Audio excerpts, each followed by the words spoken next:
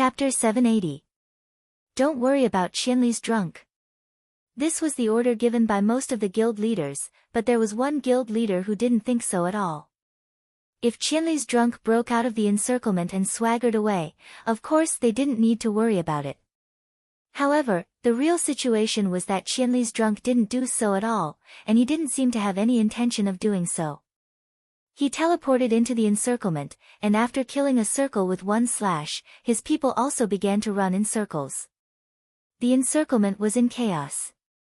They had thought of people breaking out from the inside, and people breaking out from the outside, but they had never heard of people breaking out from the encirclement in circles like this. The encirclement was based on guilds. The guild leader, who happened to be attacked by Gu Fei, completely disagreed with the decision of, "Don't worry about Qianli's drunk." He really wanted to, but he didn't have the ability to. He was only leading a small level 2 guild with 74 people. There were only 34 people participating in this encirclement, which was a very, very small part of the encirclement. This guild leader originally thought that they had the advantage in numbers. Although they were few in number, they could still follow along and vent the depression in their hearts. Who would have thought that they would be so unlucky and bump into Qianli's drunk? Forget about venting their depression, they immediately lost a level and returned to the spawn point to continue feeling depressed. This guild leader hadn't even finished his mental process when Gu Fei had already killed his way to his side. Gu Fei wasn't alone at this time. From the moment he killed his way into the enemy encirclement, the archers led by Yutian Shenming had also been supporting him from the outside. This group of people were far away, constantly shooting arrows. Yutian Shenming found that this group of opponents was somewhat frighteningly weak. He even directly killed a person with one snipe. This was a phenomenon that hadn't happened for a long time. To be killed by Yutian Shenming in one shot, this might be a difference of 10 levels. Damn, come and help. We're almost killed by Qianli's drunk. The players who had been defeated by Gu Fei were screaming. They didn't have the consciousness of sacrificing themselves to hold Qianli's drunk back. This time, they came to vent their anger and never thought of sacrificing themselves, let alone sacrificing a level. At this time, seeing that Qianli couldn't resist at all, they desperately called for support. The players on the left and right were from other guilds. At this time, seeing Qianli's drunk's ferocity, they couldn't even hide. Who would come to help this ally? There was only one thought in everyone's mind, even 1,000 people can't stop drunken singing. Aren't we just sending ourselves to our deaths? The encirclement that Gu Fei faced at first was dispersed by his killing, but later became dispersed by his fear. The surrounding players shouted loudly, "Qianli's drunk is coming." Wherever they went, formations and positions didn't exist. Wherever they were further from Qianli's drunk, that was in the opposite direction of Qianli's drunk, all the players ran in that direction. Front line changes, back line changes, back line changes, retreat. At this time, Sword Demon also issued orders in the team. The main force he led rushed forward with an aggressive look, causing the other side to gather people and prepare for battle. Who knew that just as they were about to enter attack range, they suddenly turned around and left without a second's delay. Chase, don't let them escape. Some guild leaders thought that Qianli's drunk had already opened up an opening, and these guys wanted to pick up the ready-made gains and escape from that direction. With this order, the speed-type professions were full of vigor and immediately pounced forward. But Sword Demon's team didn't panic at all. After the front line changed, it was now the warrior and mage teams that covered the back line. The agility professions didn't even get to them before a few spells smashed down and more than half of them died in an instant. Drifting in the formation shook his head repeatedly. Noob, most of these players are noob, a bunch of mobs. Pay attention to the left. Azure Sword shouted. The other side's encirclement wasn't just from one direction. At this time, they were closing in and catching up. There were people all around them. The mages only blasted the pursuers in front, but there were people on the left already. In the end, the figures of several thieves suddenly flashed out from the flank. With a wave of stabbing, all the rash players who rushed up were killed. The thieves were very agile. Without stealth to hide, they retreated into the formation to cool down. The mages also changed the direction of their attacks and blasted in the direction of the remaining enemies. Actually, even if we charge, we might still be able to kill our way out, Azure Sword said. Let's not be careless. How could Sword Demon not see that the other side's players were relatively low level? But because of this, Sword Demon felt that they had to be more cautious. If they were really wiped out by such a group of low-level players, their very overpowered image would be ruined and no one would dare to join them in the future. It's more chaotic over there. Why don't we charge over there and try? Azure Sword pointed to the right side. If we want to fight, let's fight fiercely. Sword Demon looked to the right. Sure enough, the opponent's formation on the right was very scattered and they couldn't find the direction. Okay. Sword Demon nodded and immediately sent out a message in the channel. Attack the right side. Triangle formation. Han family young master added. Charge. Under Sword Demon's command, the team suddenly changed direction and charged to the right. The players on the right side were arguing because Sword Demon's team didn't advance and instead retreated. Some guilds thought that they should rush to the front and set up a formation to intercept them. Some guilds thought that they should go straight in and cut the opponent's team in half. To begin with, this impromptu encirclement army didn't have a unified commander that everyone could trust. Since the beginning, everyone had agreed to lead their respective guilds to defend a certain location and provide reinforcements to the enemy's escape route. But now, Sword Ghost and the others had changed their tactics a little too much, making it impossible for them to carry out their plan as planned. Everyone clung to their own opinions, and it was only natural that this impromptu team fell into chaos. Sword Demon's team went straight to the right side. The players on the right side screamed, they're coming, as they were killed. Their previous arguments were all useless. What intercepting from the back? What cutting off the opponent? Now the opponent was directly charging towards them. The messy encirclement was immediately broken through. Even Sword Demon, who had always been cautious and respected his opponents, had to admit at this moment that he had overestimated his opponents. Follow the encirclement formation and continue to advance. After discovering that the opponent was very weak, he gave the order to attack without mercy. The situation after that was very similar to Gu Fei's side, except that Gu Fei's team was charging in an anti-clockwise direction, while Sword Demon's team was clockwise. Both sides followed the opponent's encirclement formation and completed a rendezvous. Wherever they went, the players either died or were scattered everywhere. Formation. If spreading out was considered a formation, then they still had one. Water Depth and Tsubasa Sakuratsuka's team also ran in this direction. Most of the players in these two teams were members of Eternal Life in Flowers. There were many lurkers, and Water Depth and Tsubasa Sakuratsuka were both experts in traps. As they ran, they commanded their team members to set up traps. All they heard was the constant cries of the pursuers behind them. Nope, nope. When Water Depth and Sword Demon met up, this was the first thing he said. The difference in the opponent's strength could be seen just from their movement speed. Water Depth and Tsubasa Sakuratsuka ran all the way over, and the pursuers behind them were getting further and further away. Their equipment was poor, their levels were low, and their teamwork was messy. This kind of opponent was nothing. The gathered experts all looked at each other. They all felt that today's battle was a bit unfair. The opponents were too weak. Do we still fight? Gu Fei asked Sword Demon, a bit dispirited. Ever since he teleported into the opponent's formation, he hadn't met a single decent resistance. Everyone ran when they saw him. Some of the slower ones, Gu Fei could actually catch up with them in 2 or 3 steps, but killing them like that was really boring. Moreover, Gu Fei knew that this wasn't a city war.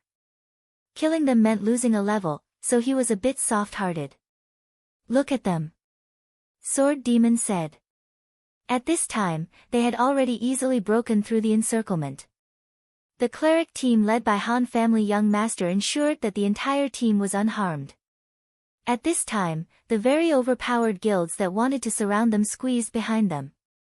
They seemed to be hesitating about whether to fight or retreat. These players all had their faces covered and didn't wear guild badges.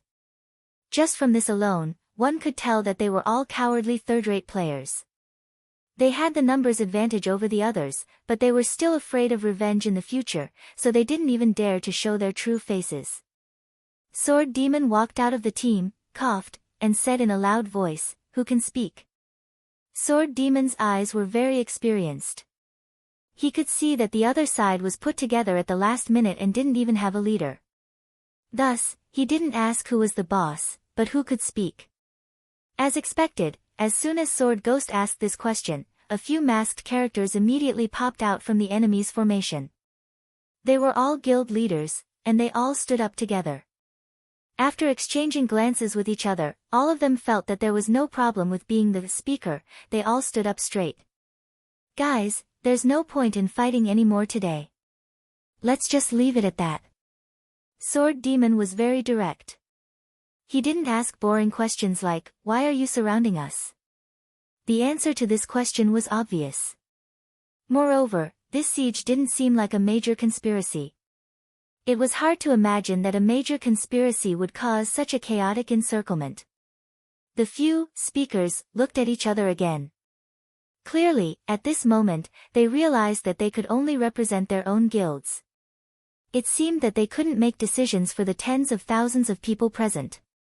They wanted to say some polite words, but they were here to do such a shameful thing. They didn't even know where to start. The other side all had their faces covered. Sword Demon and the others couldn't see the other side's expression. They just carefully observed the other side's formation and found that the other side didn't take advantage of this time to surround them. It seemed that they were subconsciously gathering in this place. It was a very simple habit to stick to where there were more people. Looking back at his own team, although the PK had been suspended, the battle formation was still maintained. Sword Demon was happy about this. He felt that the current group of guild members still had a very promising future. Chapter 781. More than 10,000 players stood in front of Sword Demon and the others. They didn't look like they were here to encircle and annihilate them, but to be lectured. The speakers that Sword Demon was looking for had already stood out more than a dozen, but they were still looking at each other without any ideas. Moreover, more and more people stood out. Sword Demon and the others could see that there might not be a single big guild in this group of people. Perhaps the number of guilds they had could exceed the number of heaven-defying people. It seems that everyone needs some time to make up their minds. Then, we'll take our leave first. We'll spar again when we have the chance. Sword Demon saw that the other party didn't respond after a long time and couldn't wait any longer. He led his team and left. Those players were still looking at each other. No one came up with any ideas, and no one took the lead to kill to set an example. They just watched the heaven-defying players swagger away. Ha ha ha ha, awesome, too awesome. The heaven-defying guild channel was filled with cheers at this time. Today's battle was completely daunting but not dangerous. In the beginning, they were still mentally prepared to sacrifice all their members. Who knew that the opponent would be so weak and be defeated so easily? No matter what, the opponent had more than 10,000 people. No matter how weak they were killed by a mere few hundred people. It was really something to be proud of. We're invincible. Roar roar. There were quite a lot of such voices in the guild channel. Although Sword Demon felt that this invincible was a bit too weak, seeing that everyone was in such high spirits, he didn't pour cold water on them. He let everyone continue to enjoy the joy of the night.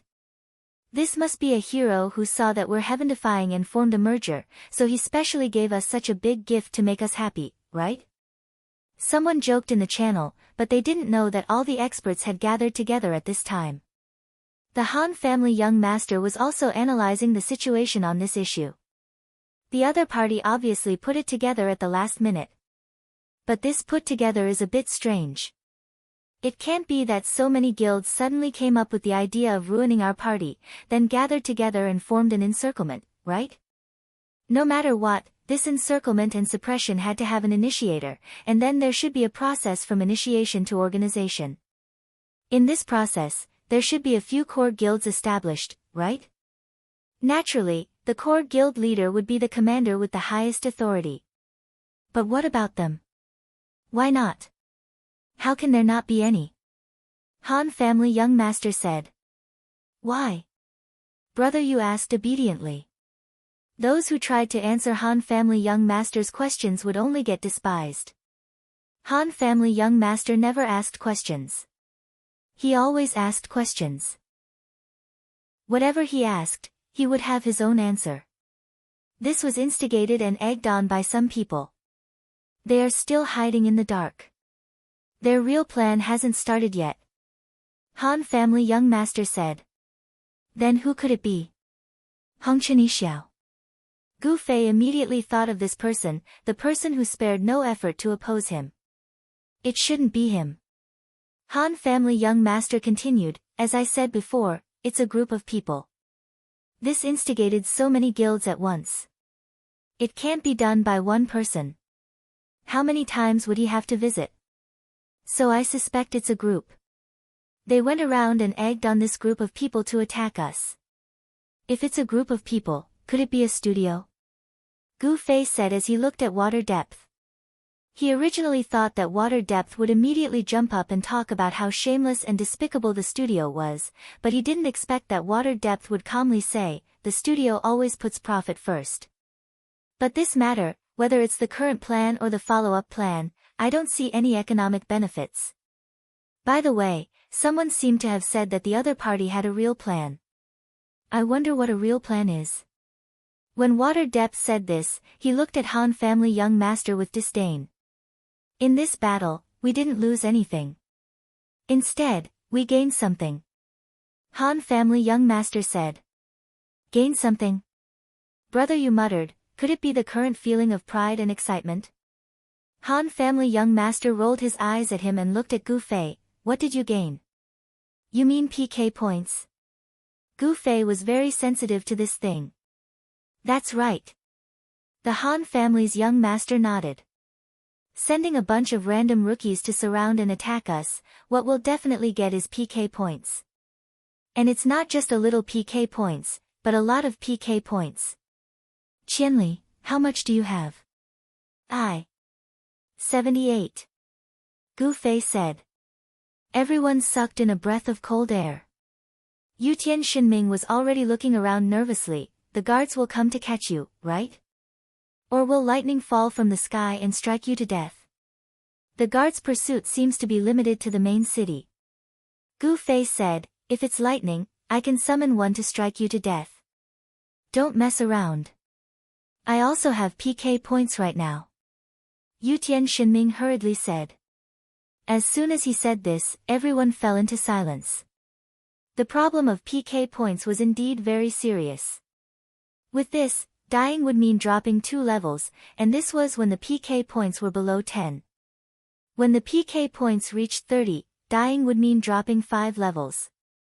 As for 78 points, the system didn't explain it all the way, so it was unknown if the PK points above 30 would remain the same. If it wasn't, then 78 PK points, according to the jumping method of 10 PK points per level, would be around 9 levels. 9 levels. Everyone looked at Gu Fei, but on second thought, even if he died once and dropped 9 levels, who would be able to kill him?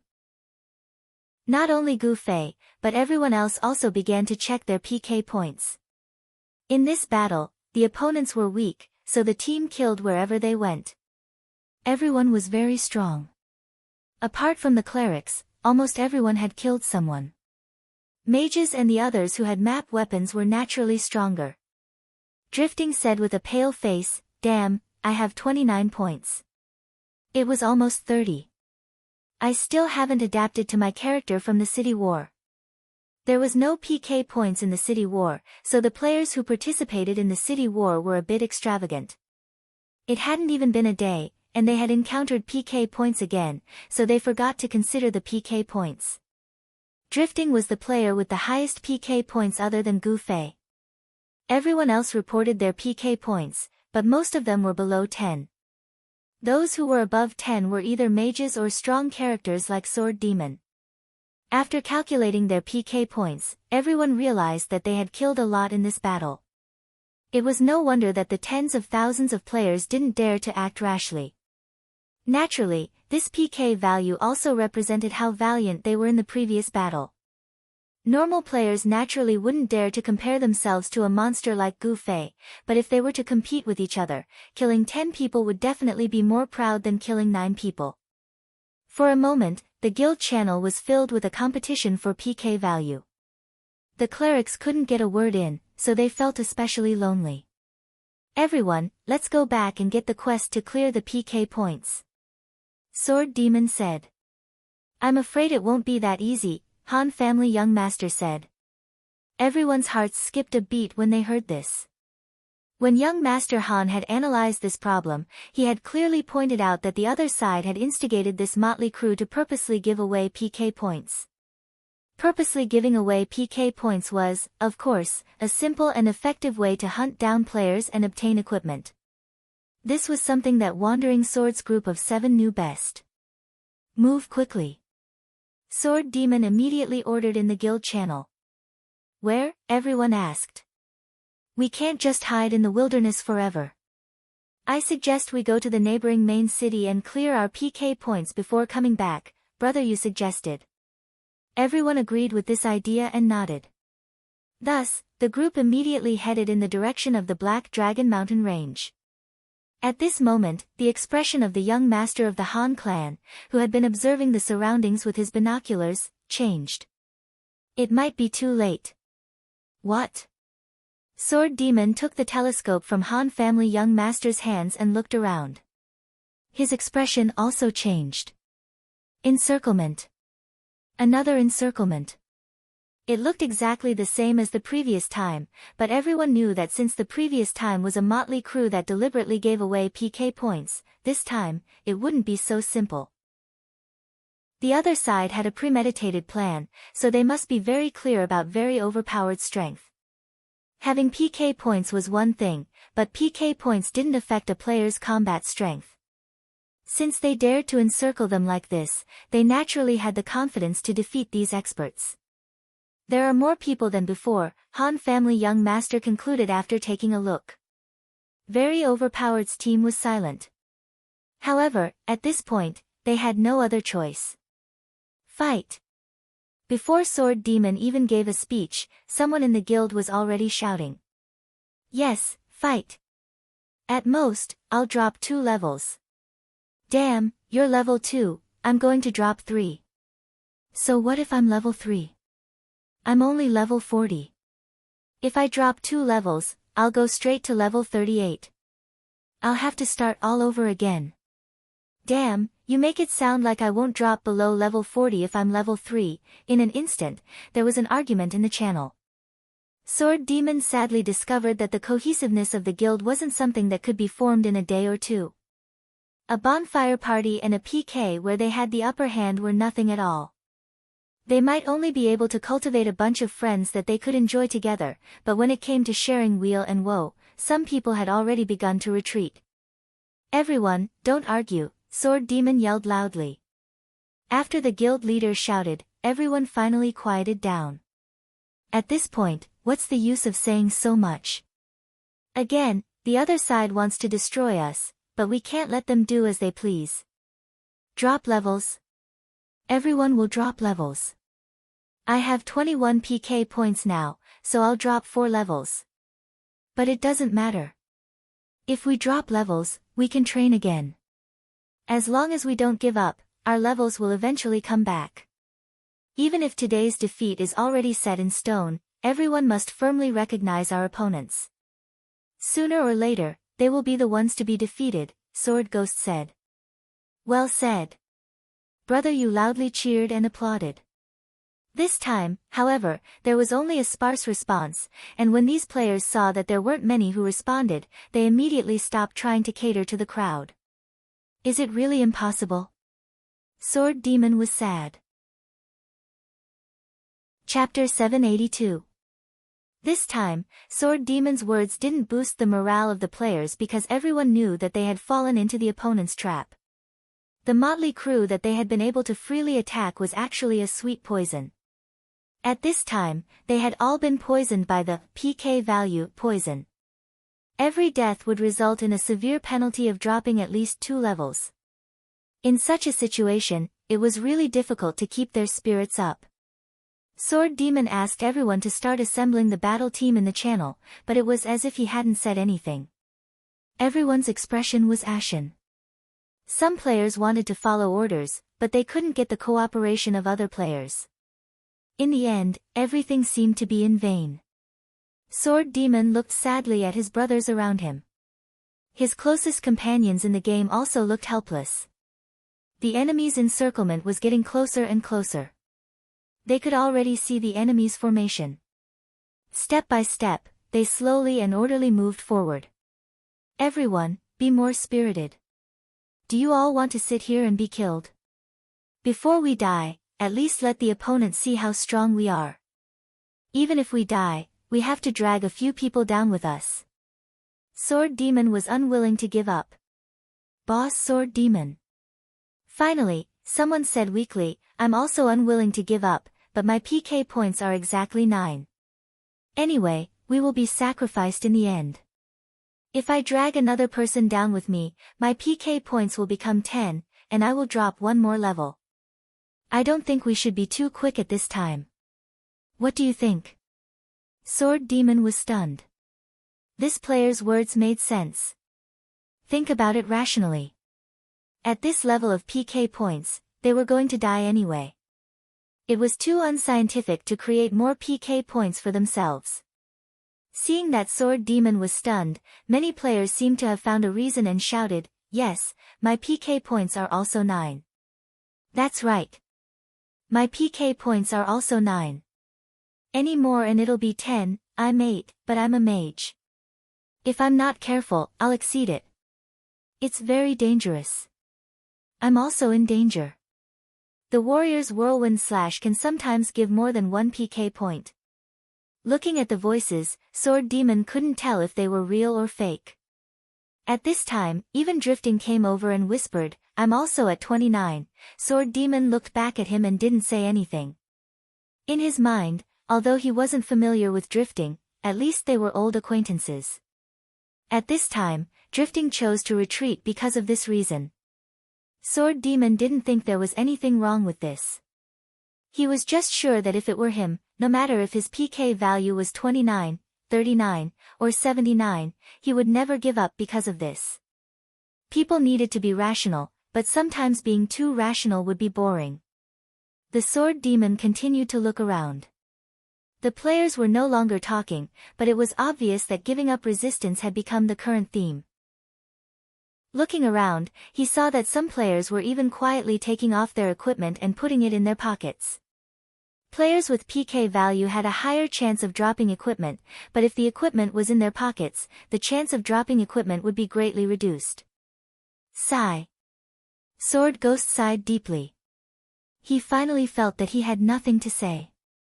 Everyone might be able to protect some immediate benefits, but as a guild, Sword Demon felt that this guild had no soul at all. The encirclement was closing in, so close that it was completely within the attack range. Because everyone had lost their fighting spirit, Sword Demon couldn't organize any attacks and could only let them do what they wanted. The opponents surrounding them weren't in a hurry to attack. Like the previous motley crew, they were masked and didn't wear badges. Obviously, they were afraid of being seen through. This was Sword Demon's only comfort. At least the other side was still a little afraid, although this fear might only be for one person. Sword Demon looked at Gu Fei. Gu Fei had the most PK value. He didn't say anything in the dispute just now, but Sword Demon was sure that he wouldn't back down. He didn't know whether it was PK 78 or 178. However, with 1,000 miles drunk strength, he would definitely be able to kill a few dozen more people. That way, by the time he died, he might even fall below level 30. All of his equipment might also drop. If he had to pay such a big price, was it really worth it to not give up on what he pursued? Sword Demon was suddenly at a loss. He realized that this problem couldn't be generalized. Perhaps at this time, he should activate the teleportation scroll and send away some people with high PK value. Right. Teleportation scroll, why didn't he think of it at the beginning? The sword ghost was overjoyed, but just as he was about to tell Gu Fei about it, he suddenly stopped. The scroll definitely couldn't send everyone away, so who should be sent away? What would the people who weren't sent away think?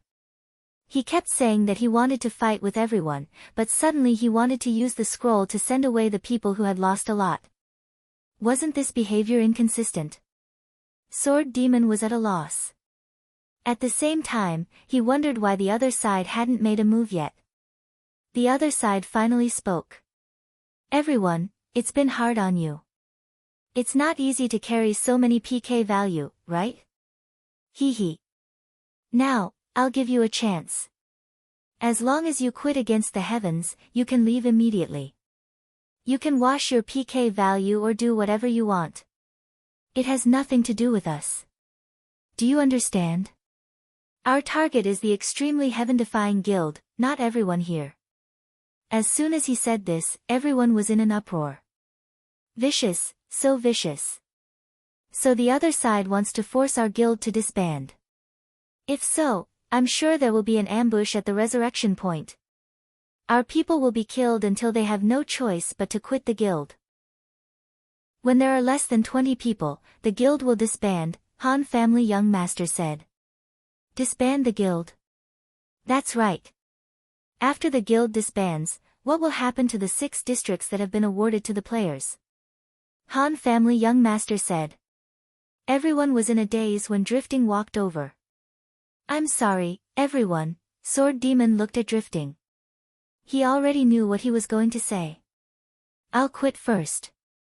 After I get away, I'll add them back later, Drifting said. The loss of 4 levels can be avoided, but I think it's better to avoid it. You bastard, you really have no sense of loyalty. If everyone quit like you, would there still be a damn guild for you to add? If there are less than 20 people in the guild, it will automatically disband. Don't you know this rule? Yutian Shinming didn't like Drifting. When he saw that this guy had this idea, he immediately cursed. Drifting didn't say anything. He just looked at Sword Demon. Sword Demon actually smiled and said to him, then hurry up and leave. We can't let him leave. Brother Yu is also anxious. He's a famous master. If he leaves, I don't know how many people will be affected. As soon as Brother Yu finished speaking, the system jingled in the guild channel.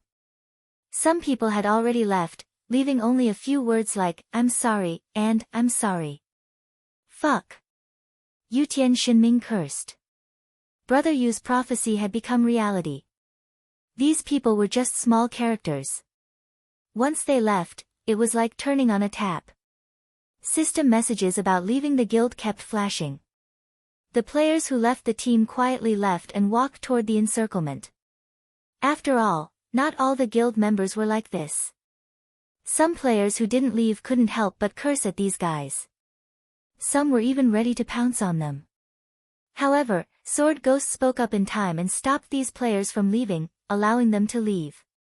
The encirclement kept its promise. Those who left came to them and were asked a few questions. Then, they really let them leave. This retreat was like a wave that swept across the whole guild. The original 134 players were very powerful, but in the blink of an eye, there were only 52 people left. More than half of them had left. Drifting in this wave, he had already left without making a sound. The other party seemed to be satisfied with this result and continued to shout, we know that there are friends from Amethyst Reborn and Immortal among flowers here who are unrelated to us. Friends from these 2 guilds, please leave. Amethyst Rebirth and Eternal Life in a cluster of flowers were both anomalies in the guild. But don't be fooled by the fact that one was a girl and the other was a perverted man. In terms of loyalty, they were much stronger than most people. Who would have thought that with just a single sentence from the other party, the 2 guilds would actually stand up and walk away? Fuck you. Yutian Shinming didn't expect these two guilds to leave without a word. Although he felt that it was for the best that they left, their attitude made Yutian Shinming very unhappy. He finally exploded. Since he was going to die either way, instead of watching the other party act leisurely, he might as well make the first move. Even if he died, he would drag one of them down with him. Yutian Shinming agreed with this argument. At this moment, he drew his bow and prepared to shoot at the guy who shouted. Unexpectedly, before the arrow was released, a figure suddenly flashed in front of him. The only person who could do this in the game was Gu Fei, who could teleport. Before Yutian Shinming could react, the fire that he had seen countless times rose. But this time, the target of the fire was him. Instant kill. Yutian Shinming was just an archer with low HP. He couldn't block Gu Fei's sword. A white light appeared on the spot, and he disappeared before he could even say a word. Qianli. Sword Demon and the others were stunned and looked at Gu Fei in disbelief. Gu Fei didn't say anything. He turned around and cast another area of effect spell, which was directly thrown into the formation of very powerful players. The players screamed and scattered in all directions. Gu Fei's attacks were extremely ruthless. He chased after them all the way, killing one with each slash. Qianli, are you crazy? Unscathed in battle rushed forward. Gu Fei turned around and slapped Unscathed in battle's head with a thunder palm. However, the warrior was full of HP and this palm wasn't enough. Gu Fei followed up with a dual flame flash, finishing off Unscathed in battle as he cursed, "Fuck you." This sudden turn of events shocked both the players surrounding and the players surrounded. Seeing Gu Fei slaughtering his own people like a madman, everyone wore expressions of bewilderment. There were only 52 people left, and in the blink of an eye, more than half of them were killed by Gu Fei. Sword Demon and the others were completely stunned. They didn't know whether to stop him or not, so they could only stand there dumbly. What is he doing? The surrounding players saw this scene, but they were still in the mood to discuss. Rather than letting them die in our hands, why not just send them off himself? Someone analyzed. Then how many PK points will he accumulate this way? Damn it, can Qianli still break out of our encirclement when he's drunk? I think he saw through our plan, so he might as well kill his own people before threatening us, someone said. Hee, then didn't he think that we would ambush him at the revival point? Inform the other side to identify the targets. Extremely overpowered members, including Yutian Shinming, Unscathed in battle, Yun Xiang, Fireball, Brother Yu, Kenan Yu, Glue, Fire Blazing Clothes. Even Deepwater, Lu Ku, and 100 Generation Strategist were all killed by Gu Fei. Only then did 100 Generation Strategist realize how terrifying Gu Fei's skills were. He wanted to resist, but the ever-changing swordplay had already slashed his neck in an instant, killing him. The scene was cleared, leaving only Sword Demon and Han family young master. Sword Demon, who was confused before, now revealed an expression of relief. He watched as Gu Fei rushed towards him, but he didn't resist at all. A sword flew out and killed Han family young master first, then swept up Sword Demon, and a thunder palm pushed out, killing Sword Demon. The surrounding players had already received the news at this time. The players at the 7 revival points all claimed that they didn't see any overpowered players. How is that possible? Didn't I tell you to memorize their guild badges? Look more carefully. No, really, there are no overpowered players. We know some of them, and we don't even need to recognize their badges, but no one is coming. They were killed, but they didn't revive at the revival point. What was going on? Could it be that the extremely heaven-defying people weren't in Cloud City, or that the extremely heaven-defying people had their own resurrection points in their city? Impossible, they didn't hear of such content in the reward. Everyone looked at Gu Fei blankly, but Gu Fei was also looking at them coldly. He pointed at the one who was always shouting, "I will come back to you." Kill him. The surrounding players came to their senses. At this time, Qianli was drunk, and he should have more than 100 PK points, right? Wouldn't he drop to level 20, and even his underwear would be destroyed? The mages started to cast their spells. In the narrow encirclement, there was no chance to dodge. Unexpectedly, at this time, Gu Fei suddenly flashed and quickly disappeared. What's going on? Everyone was confused again. Teleportation scroll. Impossible, teleportation scrolls can't be that fast. We've been guarding against teleportation scrolls for a long time. Then it can't be suicide, right? It doesn't seem like it. Damn, what's going on? Where are they? Where did they all go? The surrounding players were all going crazy. The players in the field clearly disappeared in the white light, but they couldn't find a single one. Damn, where's the insider? Where's the insider? Someone suddenly thought of something. I sent a message, but I couldn't send it. He was clearly online, but there was no notification saying that he turned off his messages. Someone said. You idiot, why didn't you say so earlier? He's in prison, in prison. Chapter 783. The surrounding players didn't expect such a thing to happen. It looked like he was killed, but instead of going to the resurrection point, he went to the prison. If that was the case, then 1,000 Miles Drunk, who had been killing people like he was chopping vegetables, was actually doing a bounty quest. If they had known, they wouldn't have been so calm. Frankly speaking, although the surrounding players had the advantage in numbers, they were still afraid because they knew what kind of experts were present. Being forced to this point, they would naturally give it their all. This wasn't a city war, where dying meant losing levels. Facing such experts, no matter how many people there were, they couldn't guarantee that there wouldn't be casualties, especially when Qianli was drunk. Who knew how many sacrifices it would take to kill him? Losing levels wasn't just something that overpowered players were afraid of. Who in this game wouldn't be afraid of losing levels? Therefore, they were very happy to be able to attack their opponents without suffering any damage. Although they still had to continue to chase and threaten the resurrection point, the ones in charge were other players. Regardless of success or failure, the danger of losing levels wouldn't be their turn. This was a bit like kicking a ball, except that it was Qianli who did it. Therefore, these people accepted it happily until now, when they realized that the situation wasn't right, but it was too late for regrets. Just as they were gritting their teeth, a new message suddenly came: there's a very overpowered person in the Priest Academy. Really?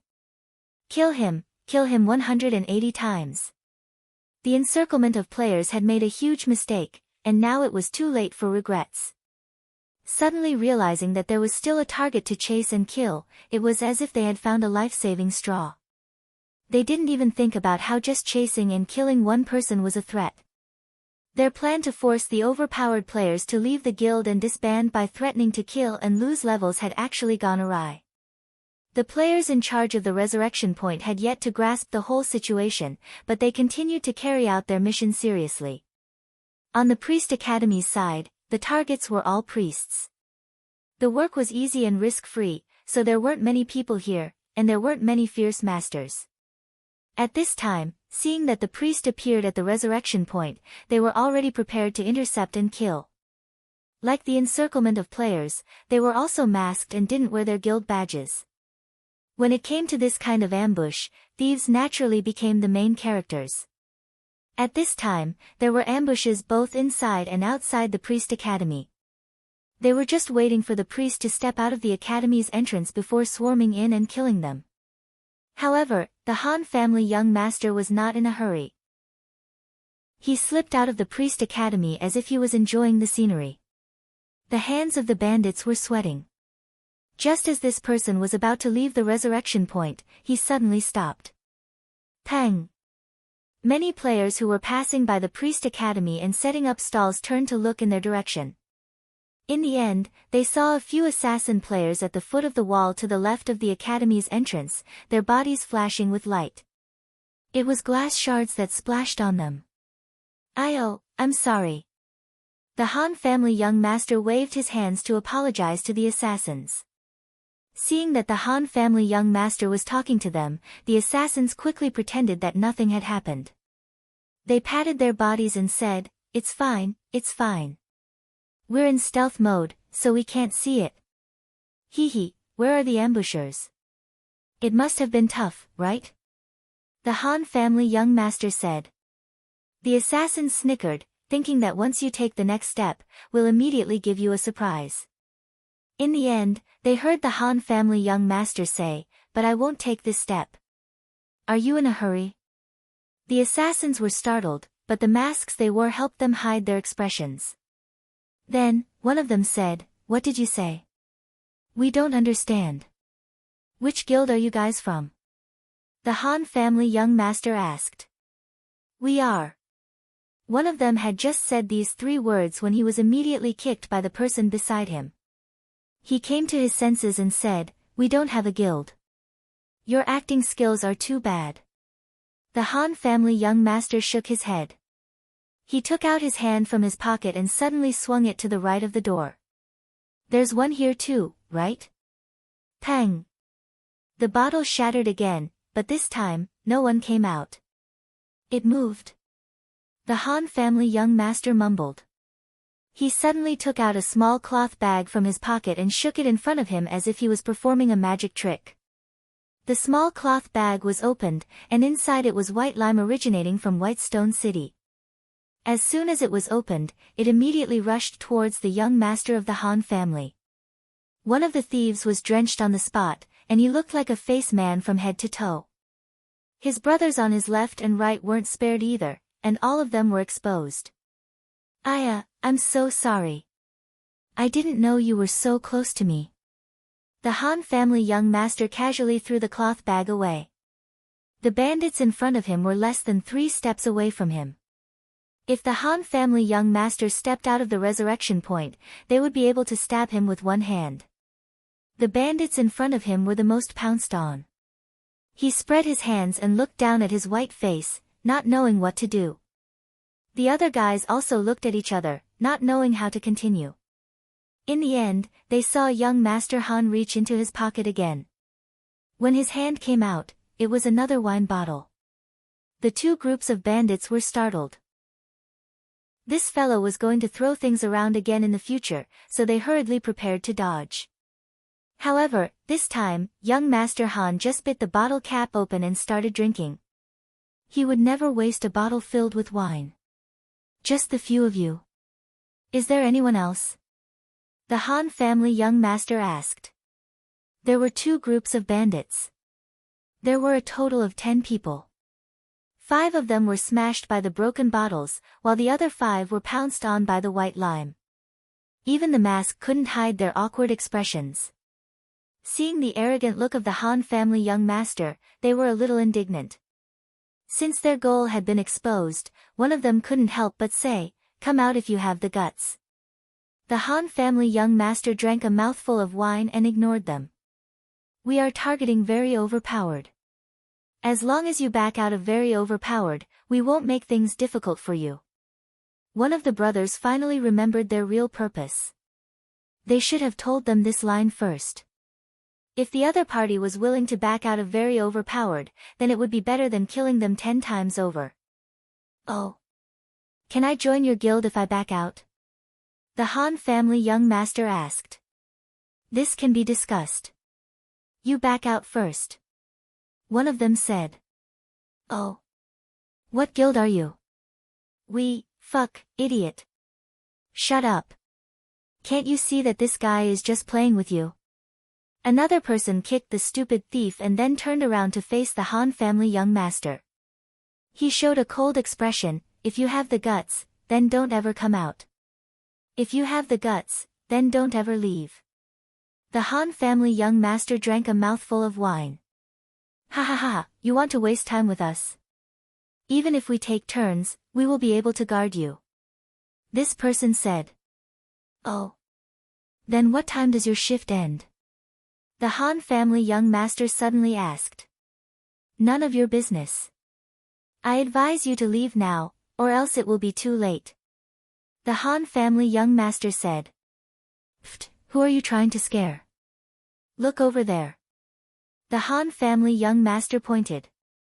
"What a childish trick. The person laughed coldly, but there were still people among the 10 thieves who couldn't help but look in the direction that the Han family young master pointed. A black figure came into view. Black clothes, purple sword. Just this appearance alone made many people feel like they were going to drop a level. Qianli is drunk. Finally, someone shouted. Gu Fei was already in front of them. He expressionlessly glanced at the Han family young master, then pointed at the 10 thieves in front of him to ask. The Han family young master nodded. Thus, Gu Fei's figure flashed in front of the 10 thieves, and his sword mercilessly swept away 5 of them. These assassins were enough to bully a priest, but if they wanted to deal with Gu Fei, they were still far from it.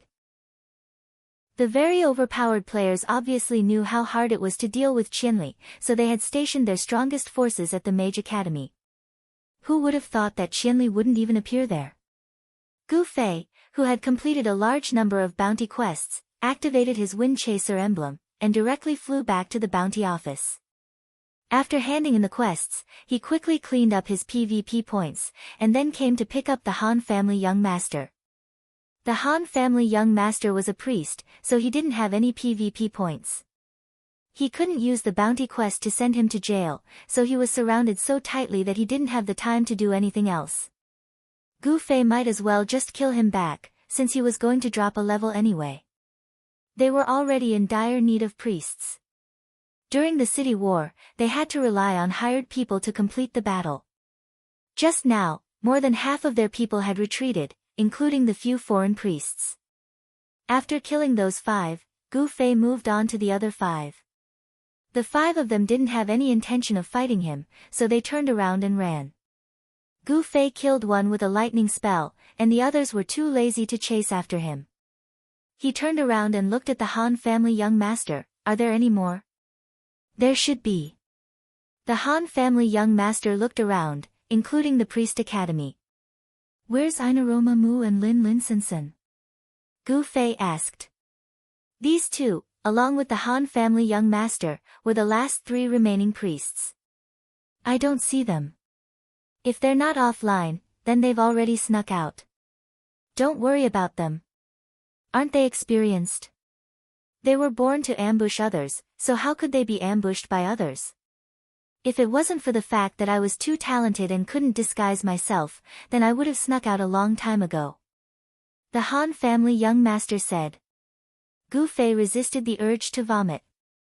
He looked around, but he couldn't determine who the assassins were. The young master of the Han family was smashing wine bottles and scattering white ash. Gu Fei had killed 6 people the moment he arrived. The entire street's attention was attracted. Apart from the 3 of you and me, the others are all in jail. Gu Fei said. How did you do it? The Han family young master asked. With my bounty license, as long as I have PK points, I'll automatically receive the mission. I just followed the guild list and received the mission. Gu Fei said. Oh, that's convenient. The Han family young master nodded his head. Who are they? Gu Fei asked. I don't know, but it's not hard to find. The Han family young master said. Why? With so many people participating, how could there not be any news? Did they think that no one would know just because they covered their faces and took off their guild badge? What a joke. When did a secret mission involve tens of thousands of people? The Han family young master said. That makes sense. Gu Fei nodded his head, but there are people in our guild. You saw through it? It's too obvious. If they leave the guild, then they can leave. But how can they confirm whether or not they really left? Guild badge? What if I took it myself? So, it's clear that they have someone in our guild.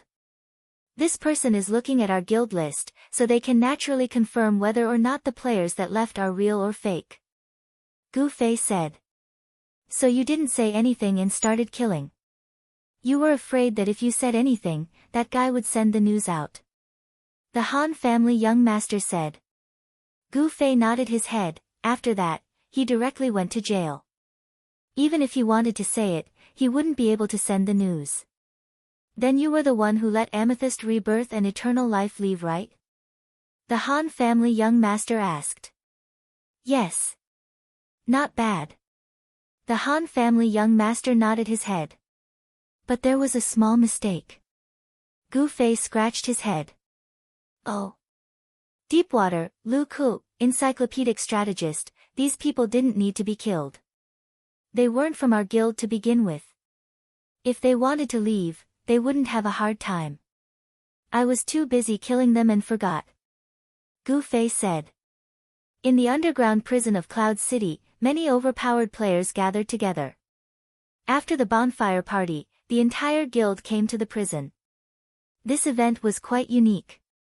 When they were first attacked by Gu Fei, everyone was confused. After reviving in the prison, they all understood what was going on. Most of them were happy. Some of them didn't have high PK points and would be able to get through it after a few hours. If they were killed, they would drop 2 levels. It was obvious who was better. Fuck, so that was Qianli's intention. He didn't even say anything. Yutian Shinming smiled. Compared to the fact that he avoided dropping levels in prison, he realized that Gu Fei killed them out of good intentions. This made him feel even happier. When Gu Fei suddenly attacked him and instantly killed him, he was infuriated. Sword Demon, are you there? Yutian Shinming shouted. Although the prison of Cloud City was large, the upper limit was 25 people. There were a total of 51 people who were sent to prison, and they needed 2 rooms. There was one more person. Yutian Shinming was the first to be killed and Sword Demon was the last. Of course, the 2 of them weren't in the same cell. Yutian Shinming looked around the room and didn't see Sword Demon. He immediately shouted. Stop shouting. He's in front of you. Sword Demon responded. How are you? Yutian Shinming continued to shout. Same as you. Sword Demon said. How is it the same? Your PK points are over 20. Even if you're wanted, you'll drop 2 levels. Yutian Shinming shouted. It's nothing. It's good that everyone is fine. Sword Demon said calmly. His tone was actually gratified. The 2 cells were originally celebrating their escape from death. After hearing this shout, they suddenly quieted down. They had actually forgotten this PK rule. At the same time, everyone discovered a problem. Sword Demon wasn't by their side. Boss Sword Demon, where are you? The voice came from the 2 cells at the same time. Right next to you. Sword Demon replied. Brother, you counted and then slapped his head. There are 25 people in each cell. We should have 51 people. Then there's one more. Sword Demon, you can't be that person, right? Hee, I was the last to come in. Sword Demon laughed. Boss Sword Demon. Those who had just joined the guild didn't quit at that moment. Or rather, those who wanted to quit but didn't have the time to quit were all moved. Sword Demon's punishment was much heavier than any of them. Most of their PK points were in the single digits. Even if they were killed outside, they would only lose 2 levels. But now, not only did Sword Demon have to accept imprisonment, but he also had to suffer a penalty of 2 levels. In addition, there was a very important problem. Boss Sword Ghoul, don't tell me you booked a room by yourself. I am. Sword Demon said. Everyone was silent again. Sword Demon's PK points were 21. This was what he had said before. He would be in prison for 42 hours alone. What about them? There were 25 people in each cell. Some people had already taken out their poker cards. If they hadn't heard the news from Boss Sword Demon, they would have already started. Everyone was silent. Finally, someone suddenly shouted with righteous indignation, when we get out, we must avenge Boss Sword Demon. Yes, avenge, avenge. There were many responses. Although Sword Demon was sent to prison by Gu Fei and lost a level, this revenge was still on those guys who encircled him. Hee, thank you, everyone. Sword Demon smiled. Sword Demon, who do you think those guys are? Not being in the same cell didn't stop Brother Yu's gossipy heart. At this time, he wanted to discuss with Sword Demon. Wait until we get out. Sword Demon answered him. How long have we waited for you to get out? Brother Yu shouted as well. After he shouted, he realized that many people were glaring at him. These people clearly thought that Brother Yu was rubbing salt into the Sword Spectre's wound. Brother Yu was startled, but he suddenly felt gratified for Sword Demon. Although Sword Demon had suffered heavy losses this time, he had thoroughly impressed these newcomers. Although there weren't many people, their cohesiveness always spread from small to large.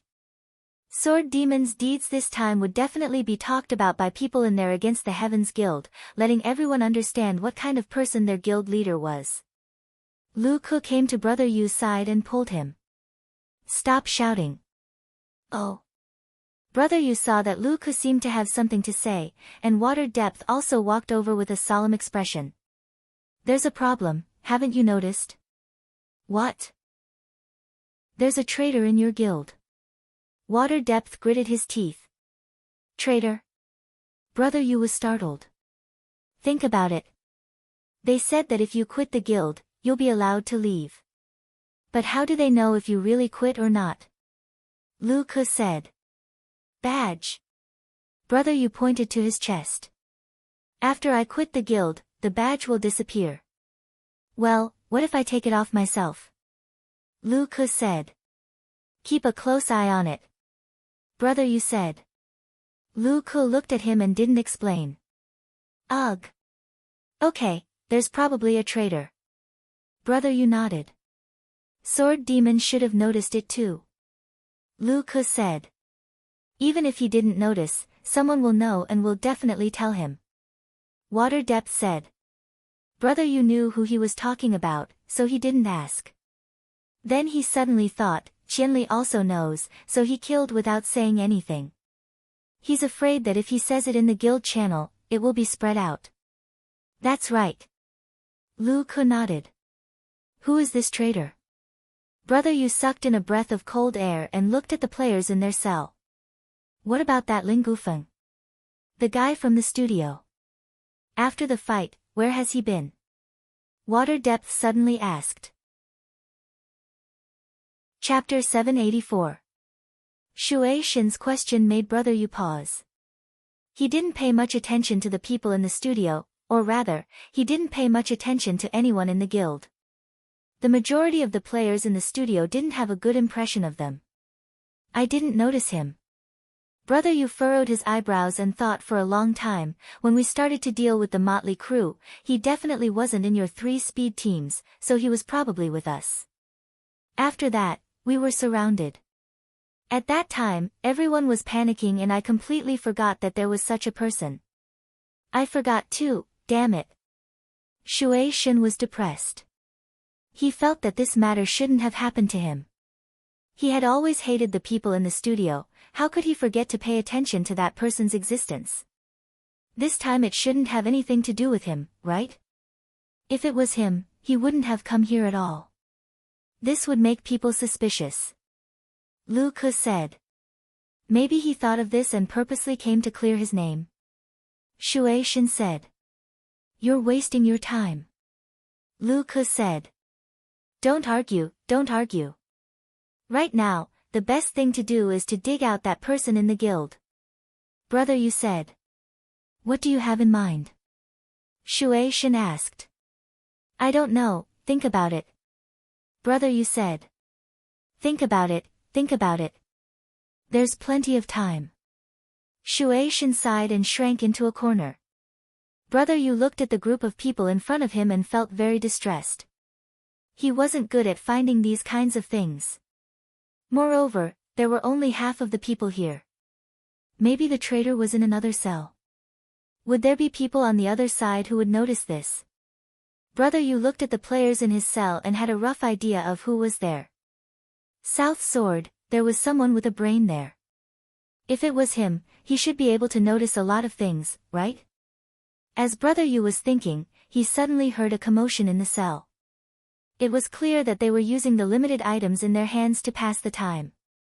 Brother Yu was speechless. At this moment, Sword Demon's voice suddenly came from the other side. Brother Yu, are you there? Yes. Brother Yu quickly answered. Let's calculate everyone's jail time. I don't think the opponent will let us go so easily. Let's choose a time to leave the prison together. It'll probably be better. Sword Demon said.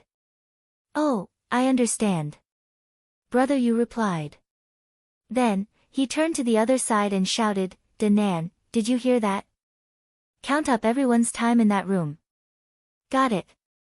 Jian Nan's voice could be heard. Brother Yu immediately took out a pen and paper and went to work. Outside Cloud City, the news of the Priest Academy being killed instead of intercepting had come. The guild leaders who participated in this operation were a little uneasy at this time. The strongest, most terrifying, and most incisive opponent had actually completely escaped. Moreover, this person had even left behind words before leaving, making it clear that he was going to take revenge. This was too terrifying. Don't worry, he doesn't know who we are. Someone comforted the guild leaders in the channel. You idiot, with so many of us moving, it's too easy for information to leak out. It's not difficult to find out. One of them cursed. Fuck, then why did we cover our faces and hide our badges? Another person said. Fuck, if we can do it, then we'll do it first. Originally, we thought that this guy would definitely be taken care of by us. At that time, the insider gave us information that this guy's PK value was 78 points. Think about it, with this PK value, if he was killed, he would directly drop 9 levels. Maybe he would kill a few more people, and after 80 points, he would be level 10. No matter what, he would have some equipment on him. Do we still need to be afraid of him? But now the situation is different. This guy actually escaped unscathed. Fuck, how did he do it? What are you thinking about now? Hurry up and think of a way to take care of him. That's right, we have no way out. This time, if he doesn't die, then we're finished. Apart from the Mage Academy, the people at the other revival points can't be used for now. Everyone gather in the direction of the Priest Academy. We must keep track of Qianli Drunk's tracks. We also need to hurry back. Right now, there are still people at the Priest Academy, right? There are. Where did Qianli Drunk go? He didn't go anywhere. He's at the revival point chatting with the Priest Han family young master. Chatting. Everyone fell silent. A strong aura of disregard deeply hurt everyone's self-esteem. This Qianli Drunk clearly knew that they would definitely gather people to surround him, but he still stood there chatting as if there was no one else around. Right. Get a wanted quest. Suddenly, someone reacted. He just killed a few more people, right? It's rare for him to have such a high PK value. If he wants to get a quest, let's get the highest one. That way, we won't have to worry about him running away. Running? Why the fuck would he run? Didn't you hear him chatting over there? Someone snapped. He's in the safe zone now. I think when our people surround him, he'll still have to leave. Things like teleportation scrolls are very convenient. So are we going to surround him or not? Of course we are. Wait, he left. Where did he go? Who knows? Anyway, the revival point appeared. Keep an eye on him, keep an eye on him. I know. Gu Fei and the Han family young master planned for a while before exiting the revival point together. Then, they walked towards the row of players outside the Priest Academy. When they arrived in front of a certain fellow, the two of them stopped. The Han family young master shook his head. His acting skills are too bad. It would be too strange for a street vendor to wear a mask. Therefore, this guy was not wearing any makeup. When he was noticed by Gu Fei and the Han family young master, his face turned ashen. He didn't know how he exposed himself, so he could only pretend to be calm. What would you like to order? You're still pretending. Gu Fei pulled out his sword and stabbed it into the ground. The players from both sides were startled and hid far away to watch. Big brother, there are so many people here, but you're the only one who keeps looking at us. Give me a good reason, said the Han family young master. This person was speechless. He felt that he had been peeking at them. It was very covert, and he only glanced at them once. How did he get noticed? Which guild are you from? Gu Fei touched his sword and asked. That person didn't answer. Have you identified your class? Gu Fei asked the Han family young master. Warrior. Give me the teleportation scroll to the warrior camp. Gu Fei extended his hand towards the Han family young master. Thus, the Han family young master handed over a scroll. If you don't tell me, I'm going to start. Gu Fei pulled out his sword from the ground. This person had an intense mental struggle. Should he betray the guild or give up on this level? After a moment of struggle, he finally made up his mind. He quickly sent a message to the guild, I've been discovered by Qianli. He's going to kill me. I'll sacrifice myself to lure him to the warrior camp. Get ready. At the same time, he raised his head and looked at Gu Fei, will you let me go if I tell you? I can think about it. Gu Fei nodded. Just think about it.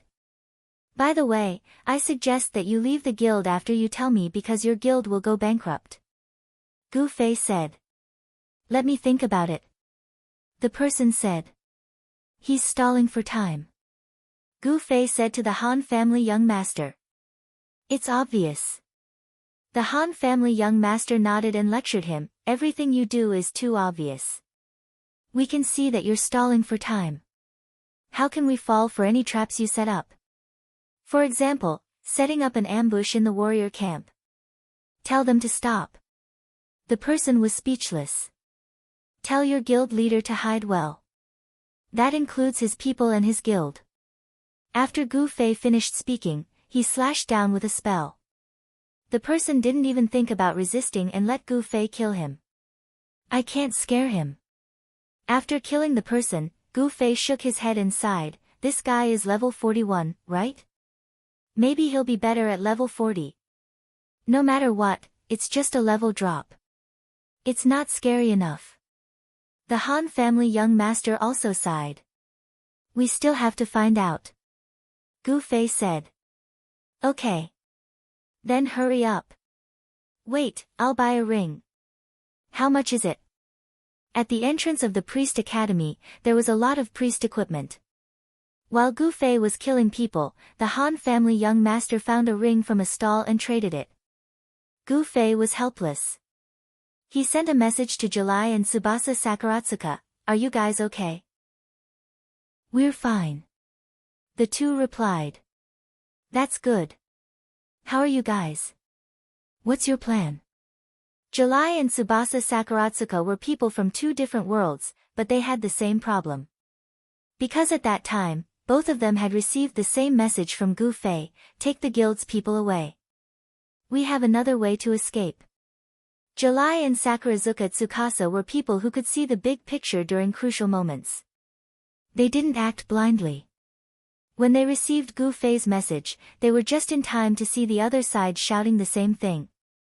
Thus, they led the two guilds away. I sent them to prison with a wanted quest. Right now, I'm the only one outside. There are still priests who haven't PK, Gu Fei told the two. Then what do you plan on doing next? The two asked the same question. Of course I can't let those guys go. Of course, they probably won't dare to let their guard down against me. It's just that I don't know who my opponent is. I mean, help me ask around. Gu Fei said. That shouldn't be hard. With so many people moving, there should be quite a bit of news in the city. July nodded and immediately asked the girls to ask around. The girls naturally didn't refuse. Only slender-waist Dance rubbed her fists, wanting to find Gu Fei to kill people together. No need. Wait until they find out who the target is, then you can just kill them. Gu Fei made up his mind this time. I'm going to spend money to buy information right now. Slender Waist Dance was furious. On the other side of Immortal Amidst the Flowers, Vast Mang, who had a lot of experience in fighting, gave Gu Fei a plan. The second encirclement is obviously different from the first. There's a scale and a plan. Plus, there are people stationed at the revival points. It's a well-planned operation. This definitely isn't something that can be organized in a short amount of time. Even if the plan was implemented immediately after the city war ended, I don't think there's enough time. I think that this group was most likely formed during the city war. Besides, to be able to organize such a large scale, there must be a leader who can convince the masses. With Cloud City's situation, only the 5 major guilds have this kind of cohesiveness. Maybe it's 1, maybe it's 2. Makes sense. Gu Fei agreed and told Vast Mang's analysis to Han Family Young Master. Han Family Young Master shook his head. I don't think this is an operation that can be organized by guilds alone. Why? Gu Fei asked. I've analyzed it before. The other party's goal is to disband our guild. It's possible that they're aiming for the 6 city rewards that our guild currently has. However, there are only 6 city districts. No matter how the system redistributes these 6 districts after we perish, there will at most be 6 guilds assigned to each district. The first wave of people that attacked us might have been deceived cannon fodder. Let's not talk about that for now. The second wave, including the ambushes at the revival points, I estimate that there are no less than 20,000 people. How many guilds would that be? Even if they were all level 6 guilds, there would be at least 20. However, there are only 6 city districts right now. How do you expect these busy guilds to distribute the rewards? Han Family Young Master said. Then according to what you've said, wouldn't it be impossible to form such a large-scale team? Gu Fei was confused. A studio. Only a studio can do it. Moreover, even if we perish, will the rewards for our city districts be redistributed? The system hasn't announced the relevant rules yet. However, there are definitely rules. It's just that it hasn't been announced yet. However, the studio might have already gotten hold of this insider information through their channels. That's why they couldn't wait to make a move on us, a guild with a lot of weak districts. Han Family Young Master said. Wait, the target is our reward city district. This has always been your deduction, right? Gu Fei said. Or maybe the other party just wants to attack us and take revenge for our victory in the city war. Han Family Young Master nodded his head. I can only think of 3 reasons to attack us. First, it's for the reward of the city district. Second, it's like you said. They're dissatisfied, so they gathered together to vent their anger on us. As for the third, they saw our guild's potential, so they wanted to take our lives while we were still weak. First, it's for benefits. Third, it's because of the competition in the game. As for the second, it's because they're idiots. Only idiots can think of this. I think dying once and dropping a level isn't enough, right? Gu Fei's face darkened. I'll make it clearer. The first reason is for benefits. The third reason is for power. As for the second reason, it's for a moment of pleasure. Don't tell me that you firmly believe that such an organized and planned attack is just a matter of pride, and that you only want to feel good about it. There shouldn't be that many childish people, right? There shouldn't be that many childish guild leaders. Sword without oath, against the current, Unchung Mutsu, Black Index Finger, Gu Shao Shang. Out of the 5 leaders of the 5 level 6 guilds in Cloud City, which one of them do you think would be so impulsive?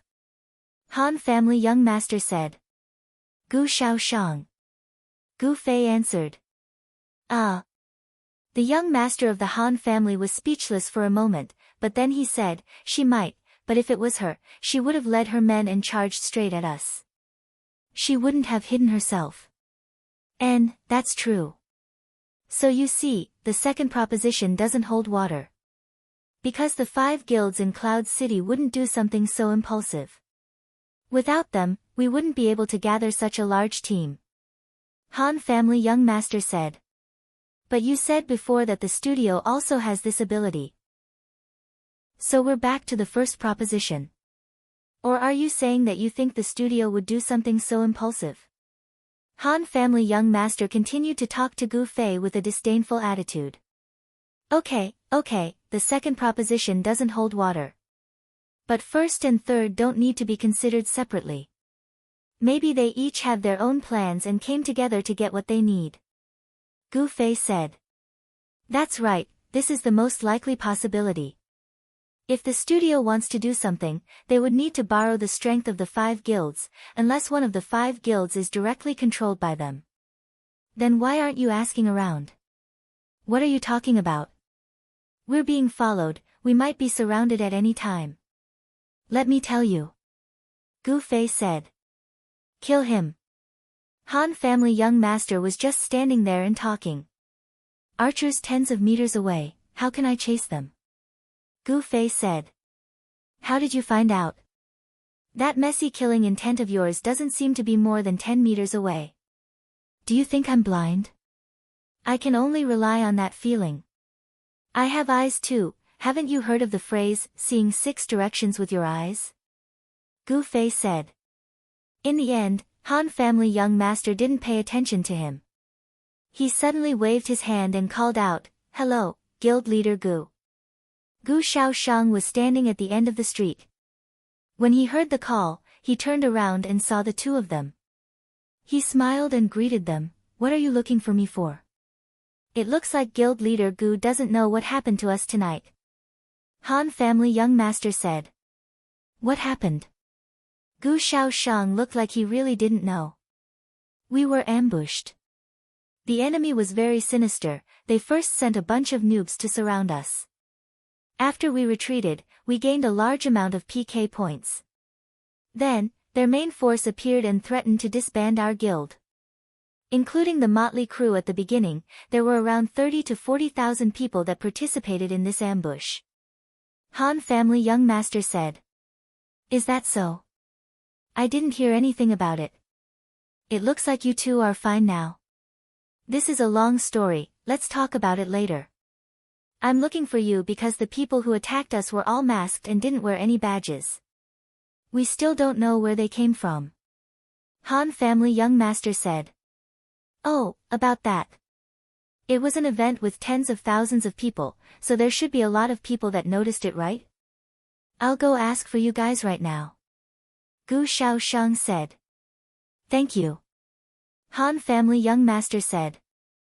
Alright, keep in touch. Actually, we don't have to meet for this. Gu Shaoshang said. Then keep in touch. Han family young master waved his hand to send Gu Shaoshang off. That's it. Gu Fei's face was expressionless. Use all the resources we can. Han family young master said. Then why don't we meet the other 4 as well? Gu Fei said. That's what I was thinking. Han family young master nodded. Who are you meeting next? I'm going against the flow. Han family young master said. That guy has a lot of tricks up his sleeves. I wouldn't be surprised if he participated. Gu Fei said. You're wrong. It's because he has a lot of tricks up his sleeves that he might not directly participate. But halfway through, he suddenly popped up to take advantage of the situation. He definitely won't miss out on something like this. Apart from that, who knows how many players he has sent out or bought from other guilds. He might not have participated in tonight's operation, but there's no way he doesn't know. That means we should look for him first. Why did we look for Gu Shaoshang? Because he's close. What? I asked for everyone's location. We were closest to Gu Shaoshang, so we went to see him first. Is there a problem? Chapter 785. You can just send a message, it'll be faster that way. Gu Fei wasn't interested in Han family young master's reason. That way? How do you verify if they're here or not? For example, Gu Xiaoshang. If she went outside the city to command the battle, then there's no way she'll be here at this time. Han family young master said. With a teleportation scroll, she can just fly back. Gu Fei said. That's still a waste of her scroll. Not bad, right? Despicable and boring. Gu Fei nodded. Guild Master Countercurrent. As they spoke, the two found Countercurrent again. It was very close to where they found Gu Xiaoshang. Hello. What business do you have with me? Hee, don't tell me you don't know why we're looking for you. Han Family Young Master said. Just like what Han Family Young Master said, Countercurrent might not have participated in the siege, but he definitely knew about it. Even the slightest movement from any decent guild in Cloud City couldn't escape his eyes and ears. Could it be that you want to discuss the renovation of the guild base? Ha, then you've asked the right person. I'll introduce you to a player who specializes in interior design. I can give you a 20% discount. Going against the flow, he laughed, completely in line with Gu Fei's impression of him, cunning and scheming. It seems like you're still hesitating about the current situation. Han Family Young Master laughed. Even though he didn't have a close personal relationship with Against the Current, he had seen some of Against the Current's decisions in the guild. He had a pretty good grasp of Against the Current's mentality. Countercurrent clearly understood that he couldn't hide his cunning thoughts from Han Family Young Master, so he just smiled and didn't say anything. The current situation is that the enemy has a lot of people. We're all in jail and the two clerics are missing. Only Qianli and I are moving as usual. Qianli, where do you think we have the advantage? Han Family Young Master said. It's obviously on our side, Gu Fei said seriously. I think so too. The Han Family Young Master nodded. You too. You've made things difficult for me, Upstream said with a bitter smile. Actually, I'm not trying to make things difficult for you. I'm threatening you. I'm extremely irritable today. I even killed my own brothers. Guild leader Countercurrent, if you don't tell me, I'll kill you, Gu Fei said as he unsheathed the dark streak. Qianli, you won't. Countercurrent actually laughed. Although you're always full of PK points and everyone's expression changes at the mention of you, I can still see that you're a very principled person. You've never PK anyone for no reason. If I was involved in this matter, of course you wouldn't hesitate to kill me. But in fact, I wasn't. So, you're just scaring me now, right? I'm not a saint either. Gu Fei said after a moment of silence. Sometimes I make some mistakes. It's unavoidable for my hand to slip and cause some accidental injuries. Come to think of it, I've already accidentally injured someone once today. Oh, no, it's 3 times. I shouldn't have killed someone. Countercurrent looked calm on the surface, but his heart was beating wildly. He couldn't tell if Gu Fei was just trying to scare him or if he really was a little too emotional today. After a moment of hesitation, he finally said, all right, then I'll tell you. Speak. According to what I know, the ones who organized this attack are the reigning 4 Seas, Black Alliance, and Muyun family. Oh. 3 families are actually participating? Han Family Young Master said. Do the 2 of you still think you have the advantage? Countercurrent asked. Of course. Gu Fei was full of confidence. Then I wish the 2 of you immediate success. If there's anything you need help with, just let me know. As long as it's within my means, I'll do my best. Countercurrent smiled and bid farewell to the 2 of them. See, this is his style. Han Family Young Master looked at Countercurrent's back as he left. He actually wants to use me to attack these 3 families. So it might not be these 3 families doing. Gu Fei said. Han Family Young Master nodded. In the end, he can say that it's a misunderstanding or even a grievance. He didn't want to say it, but you forced him to say it. Too cunning. Gu Fei sighed. But now we can confirm that the target is one of these 3 families. Han Family Young Master said. Why? Completely fabricating 3 families would be too much of a lie. I don't think he would dare to mislead us like this at this time. Han Family Young Master said. So there's definitely one of them? Not just one, I think there's 2, Han family young master said. How do you know? If we make a move now, if we attack the innocent party, there will be a time to clarify that it's a misunderstanding. At this time, everyone will communicate that it's countercurrent's doing. The ones who will be angry will be the ones who suffered losses, the ones who were attacked by us. After being tricked like this, they will definitely retaliate with a tooth for a tooth and retaliate. At this time, if there were 2 guilds that were hurt by the misunderstanding, then with 2 against 1, they definitely wouldn't be a match for Zhou Dongge. How did Countercurrent put himself in such a situation? But if it's just 1 guild, then no matter which one, they all have the strength to fight against Zhou Dongge. Plus, all of this was within his plans. He had long since prepared for this. As for the opponent, they were just hurt by the misunderstanding, so in a fit of anger, they would retaliate. It's very likely that they won against Zhou Dongge in the end.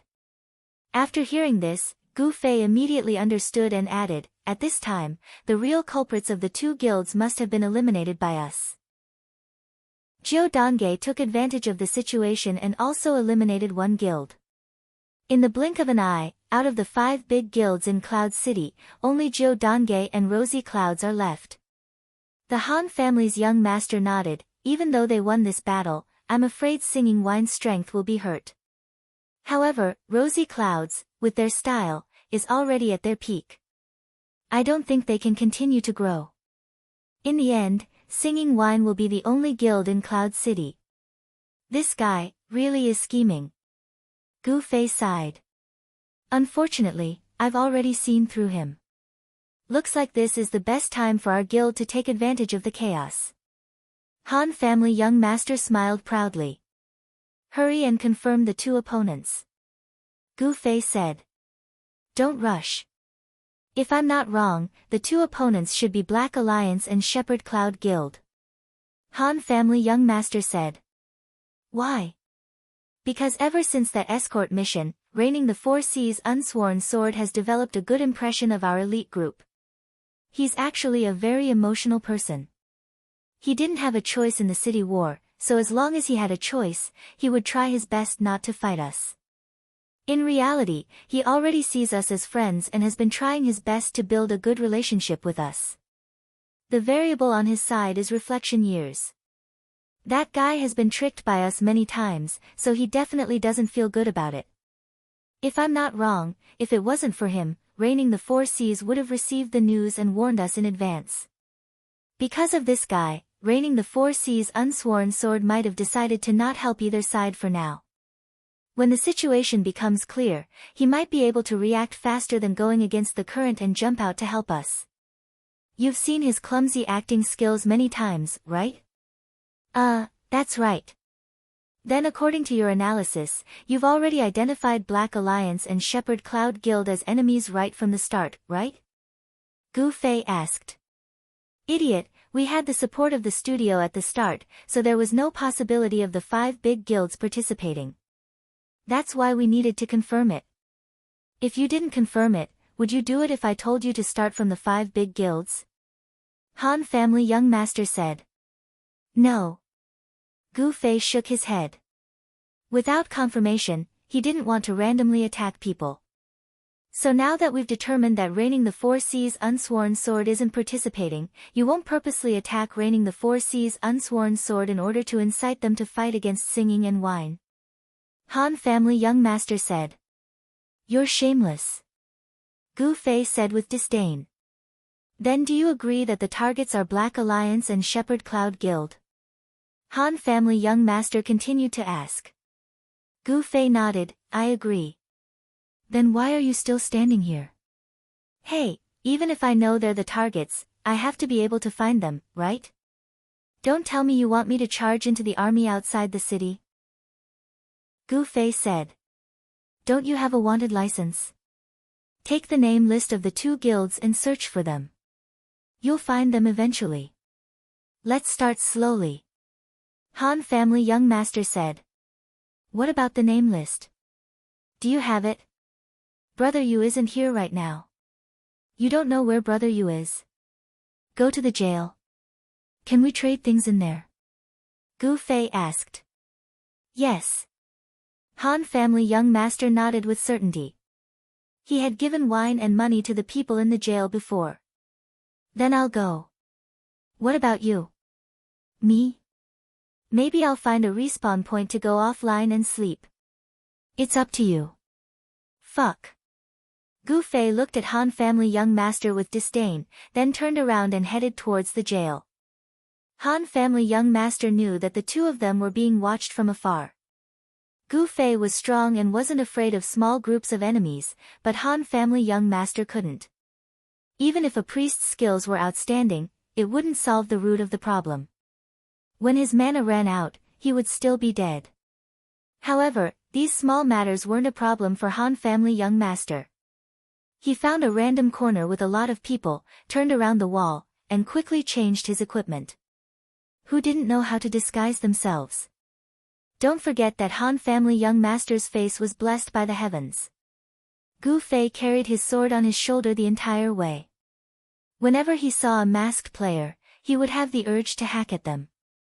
However, when he saw that the masked players were all thief players, he wasn't sure if they were his enemies. He could only try his best to restrain himself. The jail wasn't too far away. When Gu Fei arrived, it was bustling with noise and excitement. In such a short amount of time, quite a few players had already gathered outside the jail. The area around the jail had always been deserted.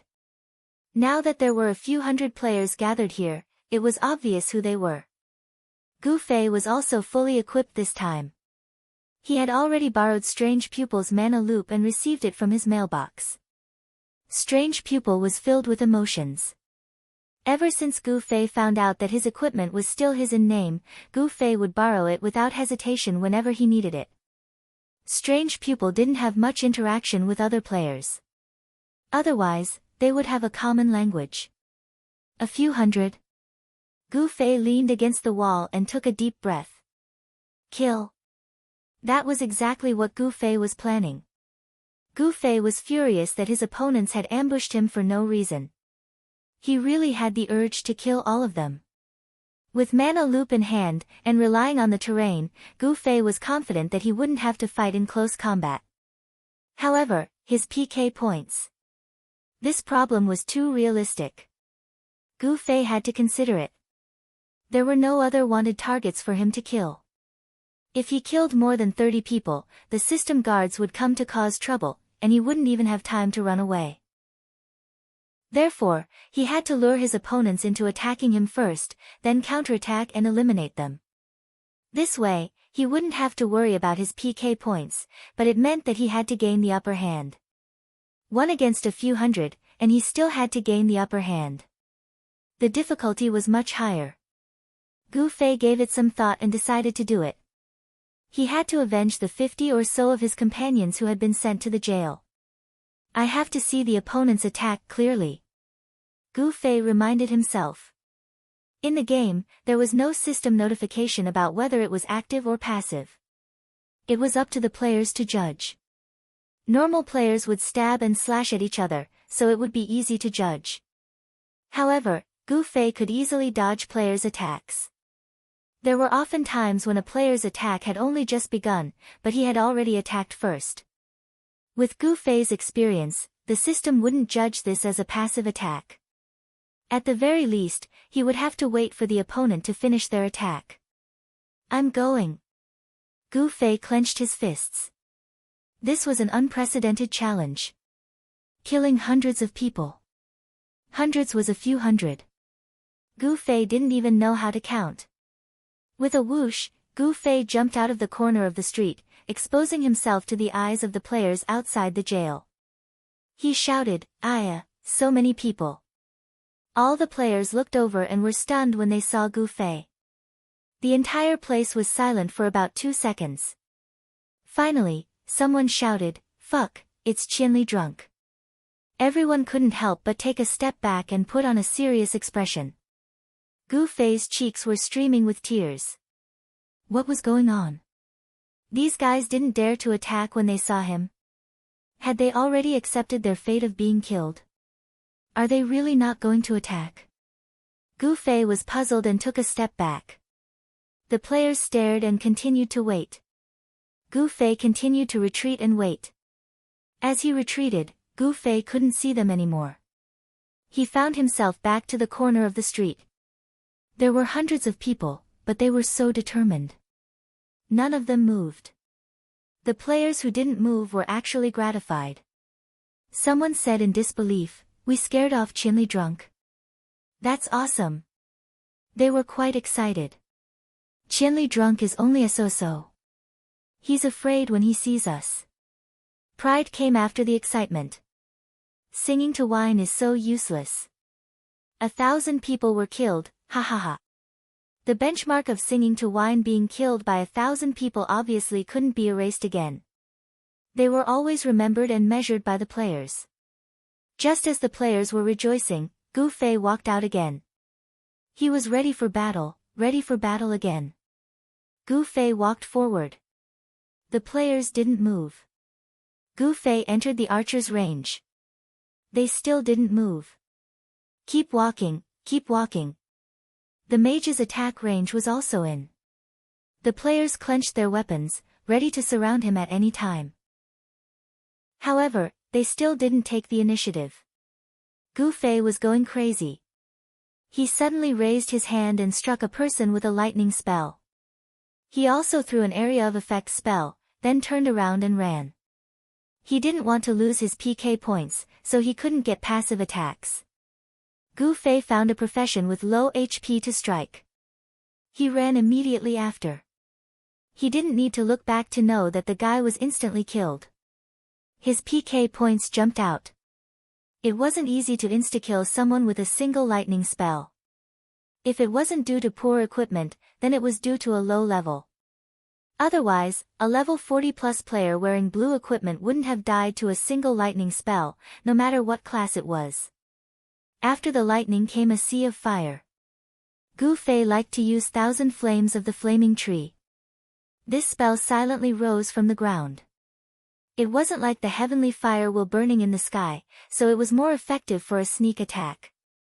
Hearing the screams behind him, Gu Fei knew it was another sneak attack. His PK points increased by 2 points.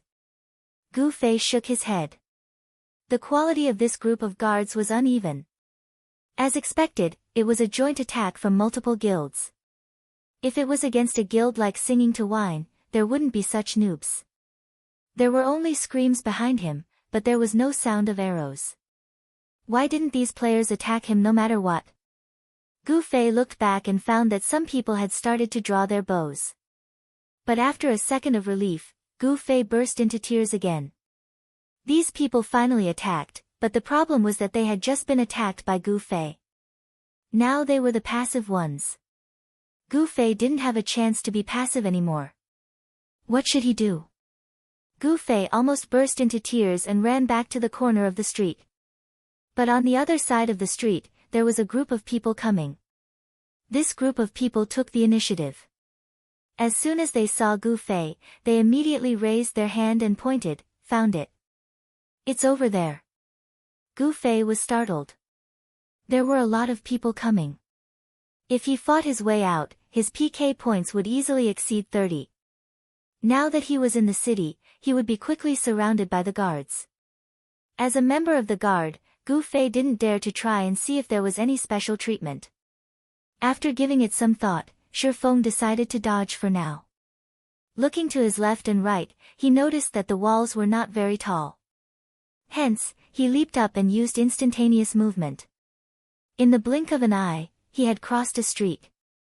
Ordinary players did not possess such an ability. Hence, although the distance between the two sides did not appear to be very large, in reality, the distance between them had increased by a large margin. PK points are really troublesome. Gu Fei sighed. As he thought about his PK points, he suddenly realized another problem. Depressed, Gu Fei scolded himself for being too noob. In the game setting, players with PK points wouldn't have a passive attack state. When Gu Fei rescued the Han family young master, he had PK points, and it hadn't been washed away yet. Just now, he was busy thinking of a passive attack state. Fortunately, the other side didn't cooperate. If Gu Fei really wanted to rush in and start a massacre, his PK points would immediately jump to 30. It would be too late for regrets. What do you mean by not being able to get a passive attack state? It doesn't work in the game at all. Gu Fei reflected. The plan now was to wash away his PK points. Gu Fei was really annoyed with the system. He took out the wanted license, but he didn't know what to search for. Thinking that he knew the leaders of the two major guilds, he tried them separately. Wow, I got it. Gu Fei was excited. He actually found a black index finger. With this search, he received the quest. But soon, Gu Fei was so depressed that he wanted to slap himself. Why did he receive them? Send them to the dungeon. This was too easy. He was going to kill them, but now, Black Index Finger was wanted, and the quest couldn't be cancelled. If he wanted to kill him, he had to find an assistant. Chapter 786. Han family young master obviously couldn't kill people. This guy didn't have any attack power, and he didn't have any PK points. Thirdly, he had short legs. This was a killer's taboo. A killer with short legs could only be used as a human bomb and die together with the enemy. Reversing the three conditions that Han family young master didn't meet, a name immediately popped out, Slender Waist Dance. Actually, ever since they were surrounded and separated, Slender Waist Dance had been arguing non-stop, asking Gu Fei when he was going to start killing. Gu Fei told her to wait, so she kept urging him. Now, she finally received news that Gu Fei was going to attack. Ha ha ha, it's finally my turn. Kill who? Slender Waist Dance asked. Black Index Finger. Gu Fei said. Who is that? The leader of the Black Alliance. You don't even know that? Gu Fei was shocked. Is he strong? Slender Waist Dance asked. No. Slender Waist Dance actually asked the wrong question. In the game, there wasn't a character that Gu Fei would think was strong. If he could say that they weren't bad, had a bit of awareness, and had a bit of skill, then he would be considered an amazing gamer. Where is he? Slender Waist Dance asked. Wait, let's go together. Where are you? So long-winded. Tell me the location first. I'll go scout. Slender Waist Dance said. Gu Fei had no choice but to tell her the coordinates. However, he wasn't too worried. Although Slender Waist Dance really liked individual heroism, she wasn't a rash person. She wouldn't foolishly try to be a hero even though she knew she couldn't win. Fuck, how do you know so clearly? Slender Waist Dance was shocked at the precise coordinates that Gu Fei provided. I received a bounty, so I'll have to rely on you for the last hit. I don't want to send him to the dungeon. Gu Fei said. Oh, then you better prepare the coordinates for the revival point. What's his class? Warrior. Have you made the scroll?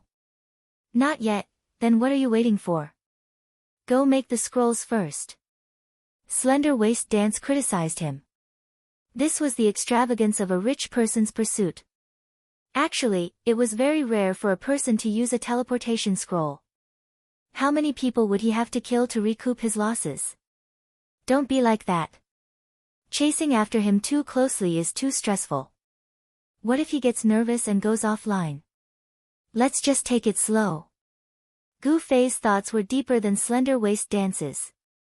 Even a murderer knew the principle of boiling a frog in warm water. Too treacherous, Slim Waist Dance commented.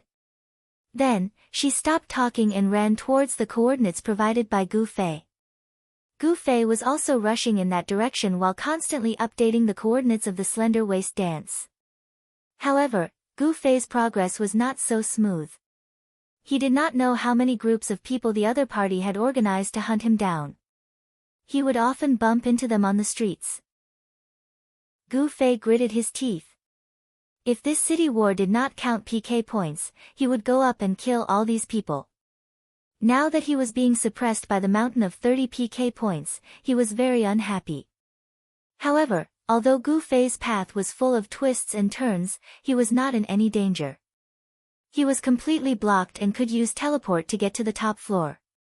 The players chasing him knew that Gu Fei would have such a move up his sleeve, but there was no other way. No one could predict when Gu Fei would make such a jump. Even if they wanted to ambush him, it would be impossible. Gu Fei chased after the coordinates of the black index finger. He dodged and turned. Slowly, he found that he seemed to be going in circles. At this time, Slender Waist Dance's information arrived. There were only 2 words, a lot of people. Where? Gu Fei asked. The entrance of the dungeon, Slender Waist Dance replied.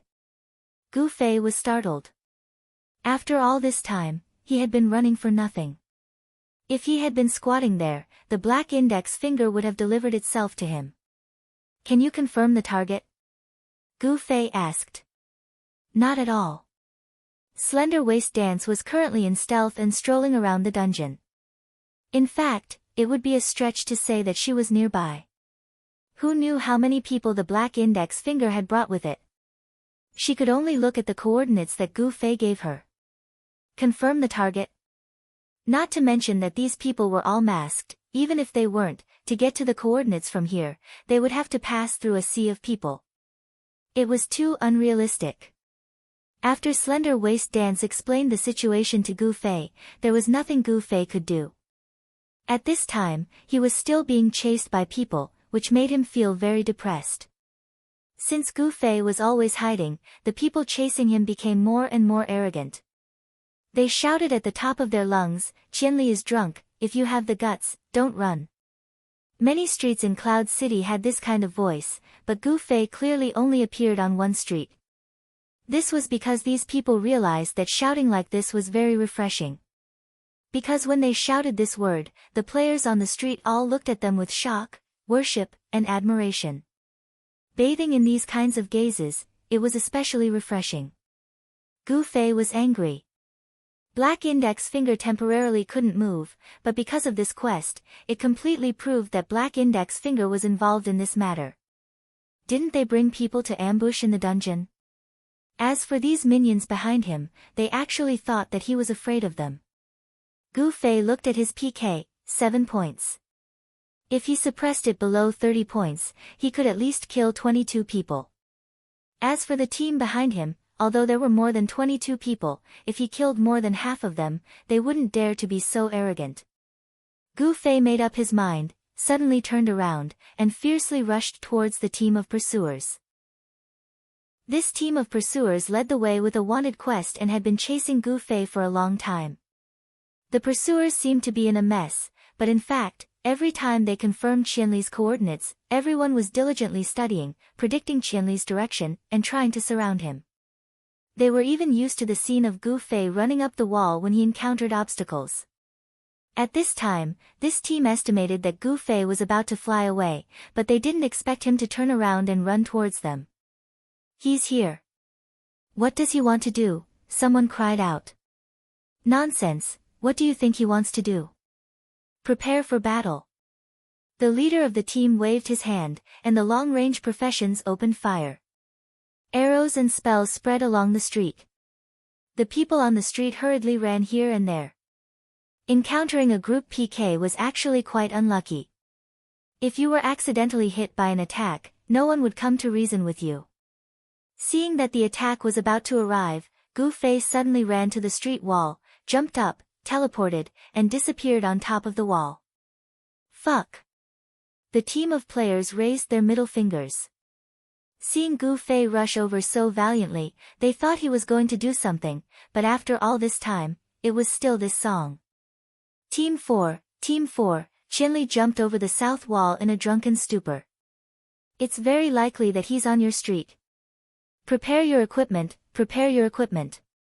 At this time, the team leader hurriedly sent a message to the other team, and their encirclement spread out. As soon as this message was sent, everyone suddenly felt the sky above them darken. When they looked up, Gu Fei had already swooped down like an eagle.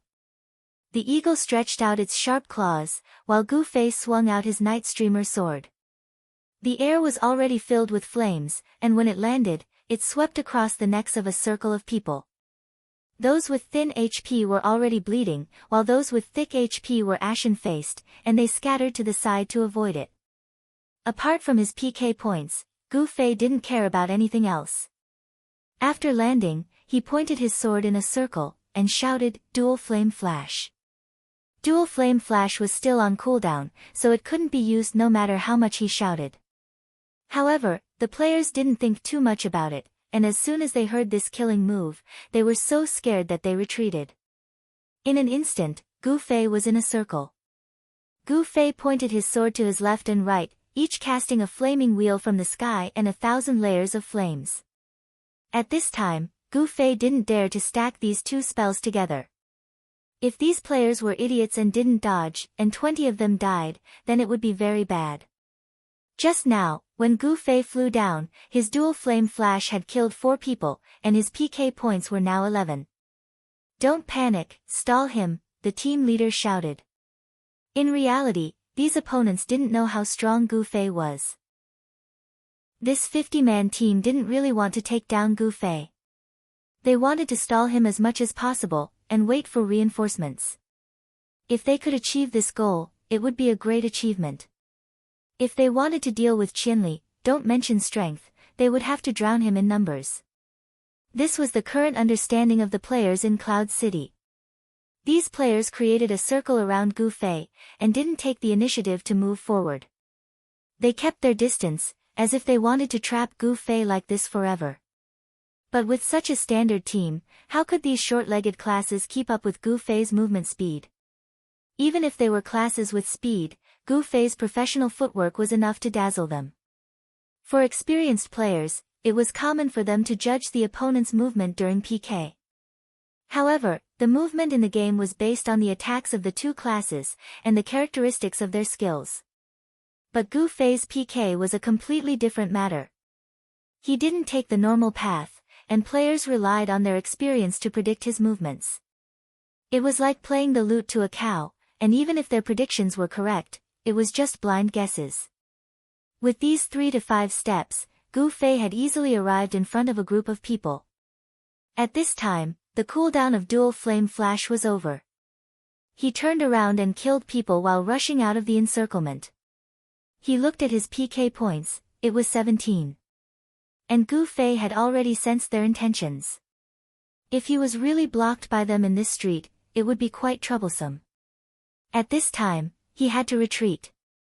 Although he had to retreat, he still had to say his words. Gu Fei retreated as he cut down another person. He shouted to the remaining players who wanted to surround him, "Black Alliance, be careful." After saying this, he turned around and left. The players behind him were startled, but they still chased after him. There were players who had been summoned ahead of him, and they were blocking the street entrance. Gu Fei saw that it was just a group of people. Without saying anything, he swung his sword. Dual Flame Flash's cooldown was over, and when the flames rose, the players could see it clearly. They wanted to dodge, but how could a normal person dodge Gu Fei's sword skills? No matter what kind of strange posture they used, they would definitely be hit by the sword.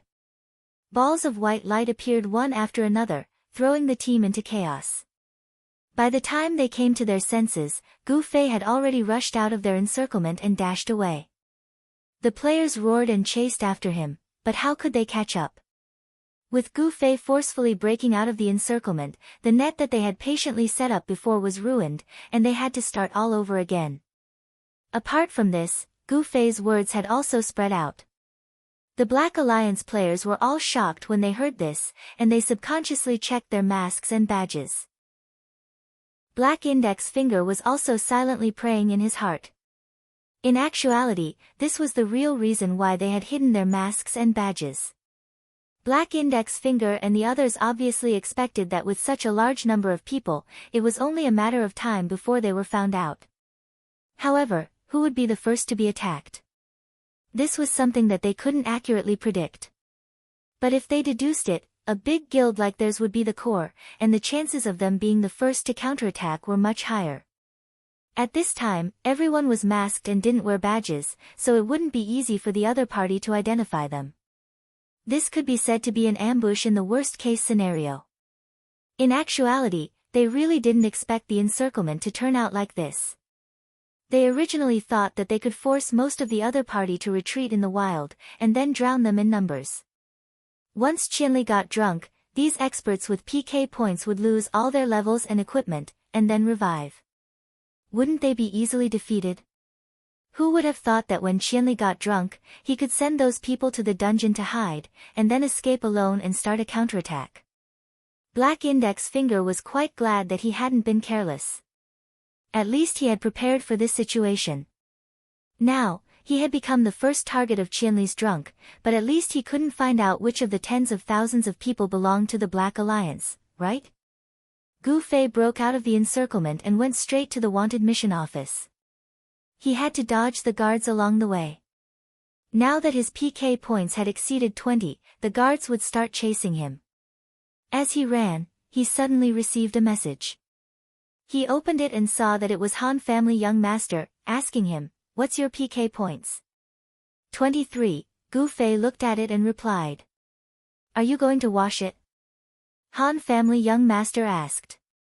"Yes, otherwise it'll be very inconvenient. In the future, I'll have to kill and wash at the same time." Gu Fei sighed. "Then do you think they won't set up an ambush at the wanted mission office?" Han Family Young Master said. Gu Fei was startled.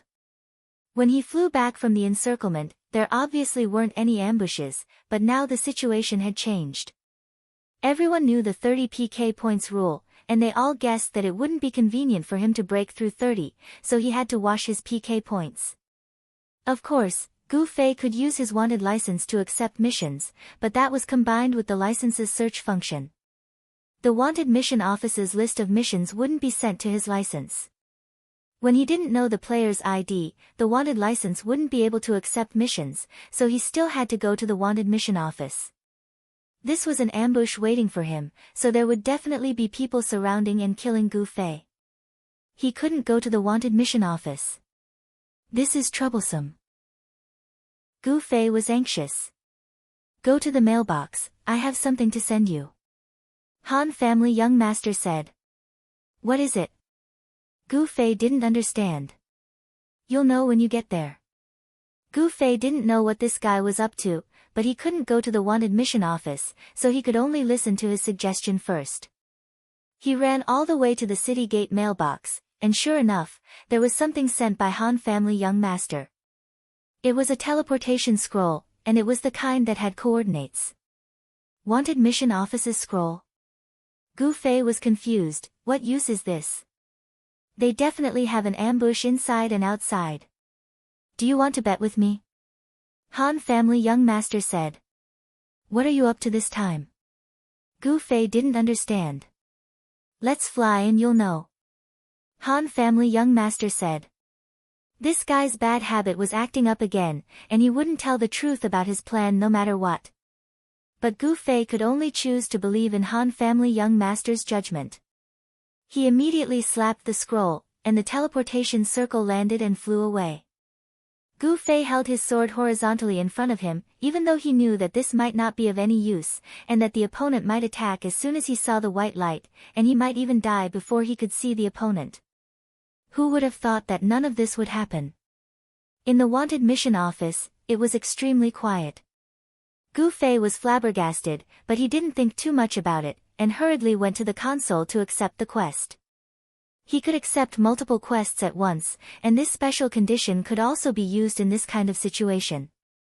Gu Fei looked at the leaderboard, and saw that there were quite a few people with high PK points. At this time, he wasn't here to satisfy his quest addiction, but purely to wash away his PK points. Gu Fei calculated his PK points, and accepted the quest. Han Family Young Master's message came again. "Don't forget to make a few more coordinates for yourself, you probably come here often, right?" "I have the wind-chasing emblem," Gu Fei said. "That's not the same thing," Han Family Young Master said. "You brat, just what is going on?" Gu Fei asked. "You'll know once you leave the door." Han family young master said. Gu Fei was confused. Could it be that this brat had already cleared out all the ambushes? But if that was the case, then what was the point of using the scroll? Gu Fei was confused, pushed open the door, and immediately froze. The wanted quest office was the place that Gu Fei was most familiar with, and of course he was also very familiar with the scene around it. But what he saw in front of him right now wasn't the scene of Cloud City that he was familiar with. The answer was obvious. Gu Fei's message was actually sent to the wanted quest office of another main city. Fuck, you brat. Gu Fei now knew what Han family young master was planning. Could it be that their ambushes can be set up in other main cities? Han family young master said. You're ruthless. Gu Fei said. That's why I said, make more scrolls. It's useful. Han family young master said. I don't have many scrolls on me, where did you get them? Gu Fei asked. I asked the people in Moon Knight City to make them. I'm now looking for people to buy scrolls. I'll give them to you in a bit. Gu Fei was an assassin that didn't need healing, so Han family young master began to work as an assassin. So it's Moon Knight City. Gu Fei felt that the scene in front of him was a bit familiar. Any city is fine, as long as it's not Cloud City. Wash up and fly back, and pay some money. We'll need a large amount of scrolls. Han family young master said. Okay. Gu Fei replied, and began his journey of Moon Knight City's wanted quest. Cloud City's wanted quest office, just as Han family young master expected, there were many ambushes inside and outside. In fact, this was another of their tactics. Chasing after Qianli drunk wasn't easy, because Qianli had speed when he was drunk, which was a very annoying advantage. People like Black Index Finger didn't have much hope for the chase, but he was looking forward to Qianli drunk killing the players chasing after him, and then running to the wanted quest office with a large amount of PK points. Then, the world would be quiet. After tallying up the number of players sacrificed on their side, they had already understood the PK value of 1,000 miles drunk. It could be said that they had repeatedly warned the players lying in ambush at the quest office. The Mage Academy had also continued to strengthen their arrangements, and they were just waiting for the good news to come. In the end, the players who received the wanted quest for Qianli drunk all ran to the side of the street and vomited blood when they saw the new coordinates. No one was familiar with the location of each coordinate, but 1,000 miles drunk had clearly changed to a different main city after crossing such a large area. We can't afford to be hunted like this. The players cried. Chapter 787. Among these tens of thousands of players, there were a lot of people with special abilities. After some research, they determined that the coordinates should be Cloud City's neighbor, Moonlit City. Whether it was Black Index or the others, they obviously didn't expect Gu Fei to use such a luxurious method to wash away his PK points. Going to Moonlit City to set up an ambush? Someone suggested this, but it was quickly scolded as an idiot by more people. Ambushing Qianli's drunken required at least a few hundred people. How were they going to go with just a few hundred people? Walking was too slow, and using teleportation scrolls was an even bigger investment. There was also a more serious problem. Moonlit City wasn't their world. Everyone heard that the 10 guild alliances Yun Zhongmu had some connections with Qianli's drunken. If Qianli borrowed troops, who would be the one ambushing who? Thinking about this problem, many players continued to ponder. Even if it was to wash away PK points, there were so many main cities. Why choose Moonlit City? Could it be that Qianli's drunken wanted to wash away his PK points and borrow troops? The 10 guild alliance's strength was worthy of everyone's attention. Although the 10 guilds only had 4,000 players, it was said that these 4,000 players included almost all of Moonlit City's elites. But what about the Cloud City Alliance? They viewed the most elite group of Cloud City as their opponents. At the same time, the composition of their side wasn't that great, and there were a lot of people who were just leeching off the team. Fighting against a strong team of 4,000 people was quite stressful. Someone thought of this situation, and someone suggested it. For a moment, this group of players were worried. If such a terrible thing really happened, What should they do? While the tens of thousands of players were worried, Moonlit City's Gu Fei was very successful in washing away his PK points. He accepted several quests in one go and got rid of them in one go. He didn't have to go back and forth between the target location and the wanted quest area. Gu Fei felt very happy. Seeing that there were only 2 more quests left, Gu Fei suddenly received a message. It was from Yun Zhongmu, "Brother Qianli, you're in Moonlit City." "Yes, yes." "How did you know?" Gu Fei replied as he hurried along. "How should I know?" Cloud Twilight smiled bitterly. He had long since received news that someone in the guild had been sent to the dungeon for a wanted mission. With the prestige of the 10 Guilds Alliance in Moonlit City, who would dare to be so arrogant? Cloud Twilight had long since suspected Gu Fei. In the end, the witness also told him that the other party was probably Qianli drunk. Although Gu Fei's face was not a label, his outfit was quite famous in the parallel world. Yun Zhongmu had contacted Gu Fei a long time ago, but Gu Fei had been so engrossed in his mission that he hadn't noticed the news. Yun Zhongmu couldn't figure out how they had offended this boss. Just as he was thinking of a solution, he suddenly received a reply from Qianli. Looking at that reply, it didn't seem like he was here to cause trouble.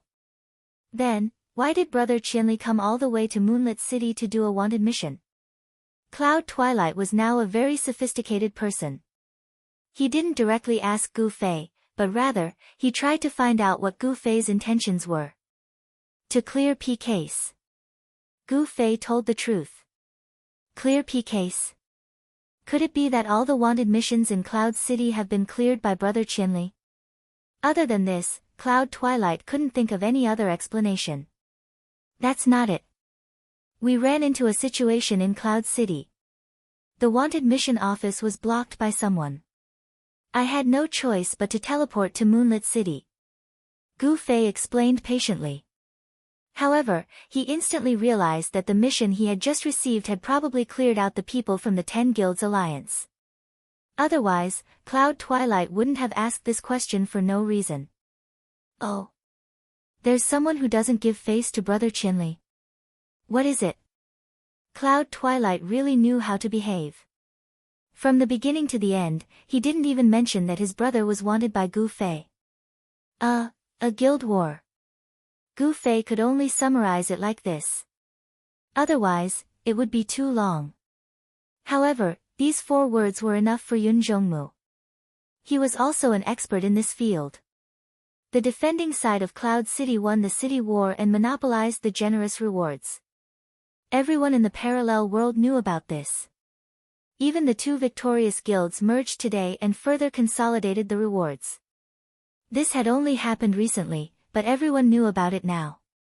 When Cloud Twilight heard about a guild war, he knew that Qianli's drunkenness had provoked jealousy and hatred. He was afraid that they were being attacked. Moreover, seeing that Qianli was forced to clear P case in Moonlit City, the other party probably wasn't just 1 or 2 guilds. Yun Zhongmu was now a thoughtful guild leader. If the opponent was 1 or 2 guilds, he would definitely help Gu Fei out of the spirit of brotherhood. However, given the current situation, he couldn't help but hesitate. Yun Zhongmu's heart was also in great pain. He missed his old self. Back then, he didn't care about the strength of the enemy or his own side. His brother was being stepped on, so of course he would do his best to help. But now, out of the 4,000 members, how many of them would be willing to help? Over at Cloud Peak City, the players were filled with worry. The 10 Guild Alliance's 4,000 elites had arrived, but they didn't know that everyone had their own problems. The 10 Guild Alliance did indeed have 4,000 elites, but they had to help a foreigner like 1,000 miles drunk. This wasn't in the best interest of the majority of the guild. Even if the boss, Cloud Twilight, wanted to help, he had to think about this problem. To be honest, let alone helping Qianli, when Qianli came to Moonlit City and put a bounty on the 4 of them, many people in the guild were very unhappy. They knew that the 10 Guilds Alliance and Qianli's drunkenness had a bit of history. They saw Qianli's bounty as not being good enough. Oh, 5 now. Cloud Twilight suddenly received another report. Gu Fei really took the time to talk to him and found another target to take care of. Voices rang out in the alliance again. Even an old friend like Zhu Xian came to ask Cloud Twilight what was going on. What's going on?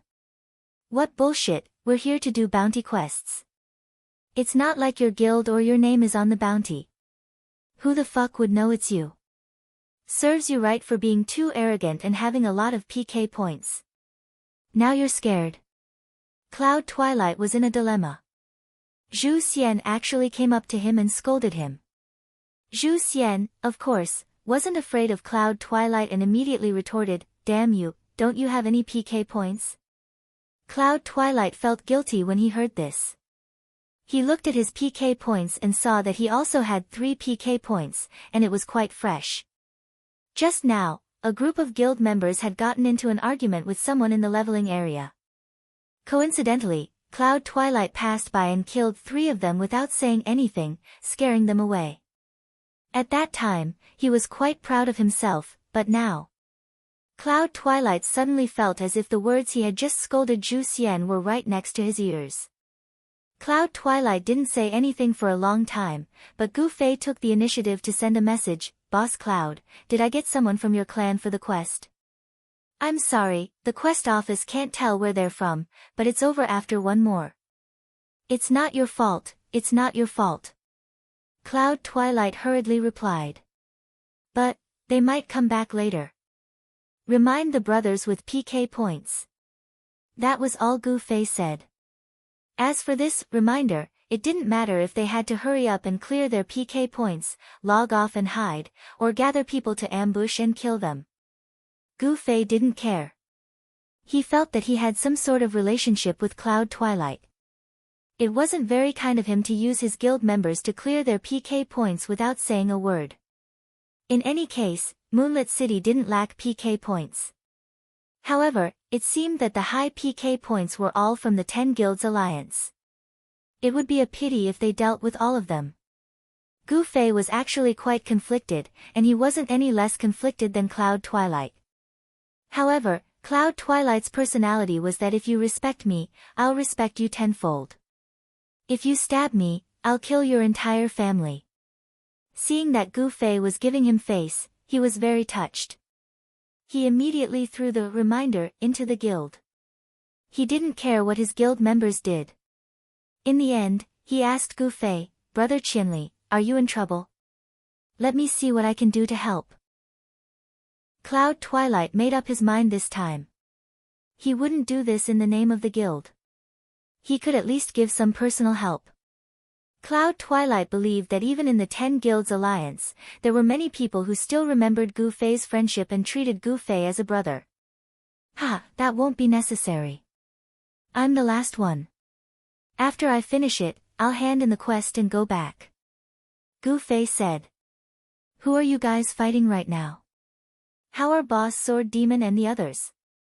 Cloud Twilight asked. Gu Fei was a bit angry when he brought it up, but he still calmly replied, "They're very safe right now. There are many opponents, and we don't know yet." Oh. Cloud Twilight didn't ask any more questions. He then congratulated Gu Fei and the others on their victory. When he turned around, he had already started contacting his old brothers and subordinates in the guild to talk about this matter. Gu Fei found the last target. He didn't have much to say, so he went up and killed him. He then quickly patted his Wind Chaser emblem and returned to the wanted quest office. After handing in the quest and clearing his PK points, he immediately felt refreshed and full of energy. Next, he returned to Cloud City using teleport scrolls. Gu Fei didn't have many scrolls left, but he changed them to within the city. He randomly took one and flew out of Moonlit City. At this time, the players in Cloud City who received the Get Qianli's Drunk quest suddenly found that their quest had failed. It was clear that Qianli's Drunk had cleared his PK points.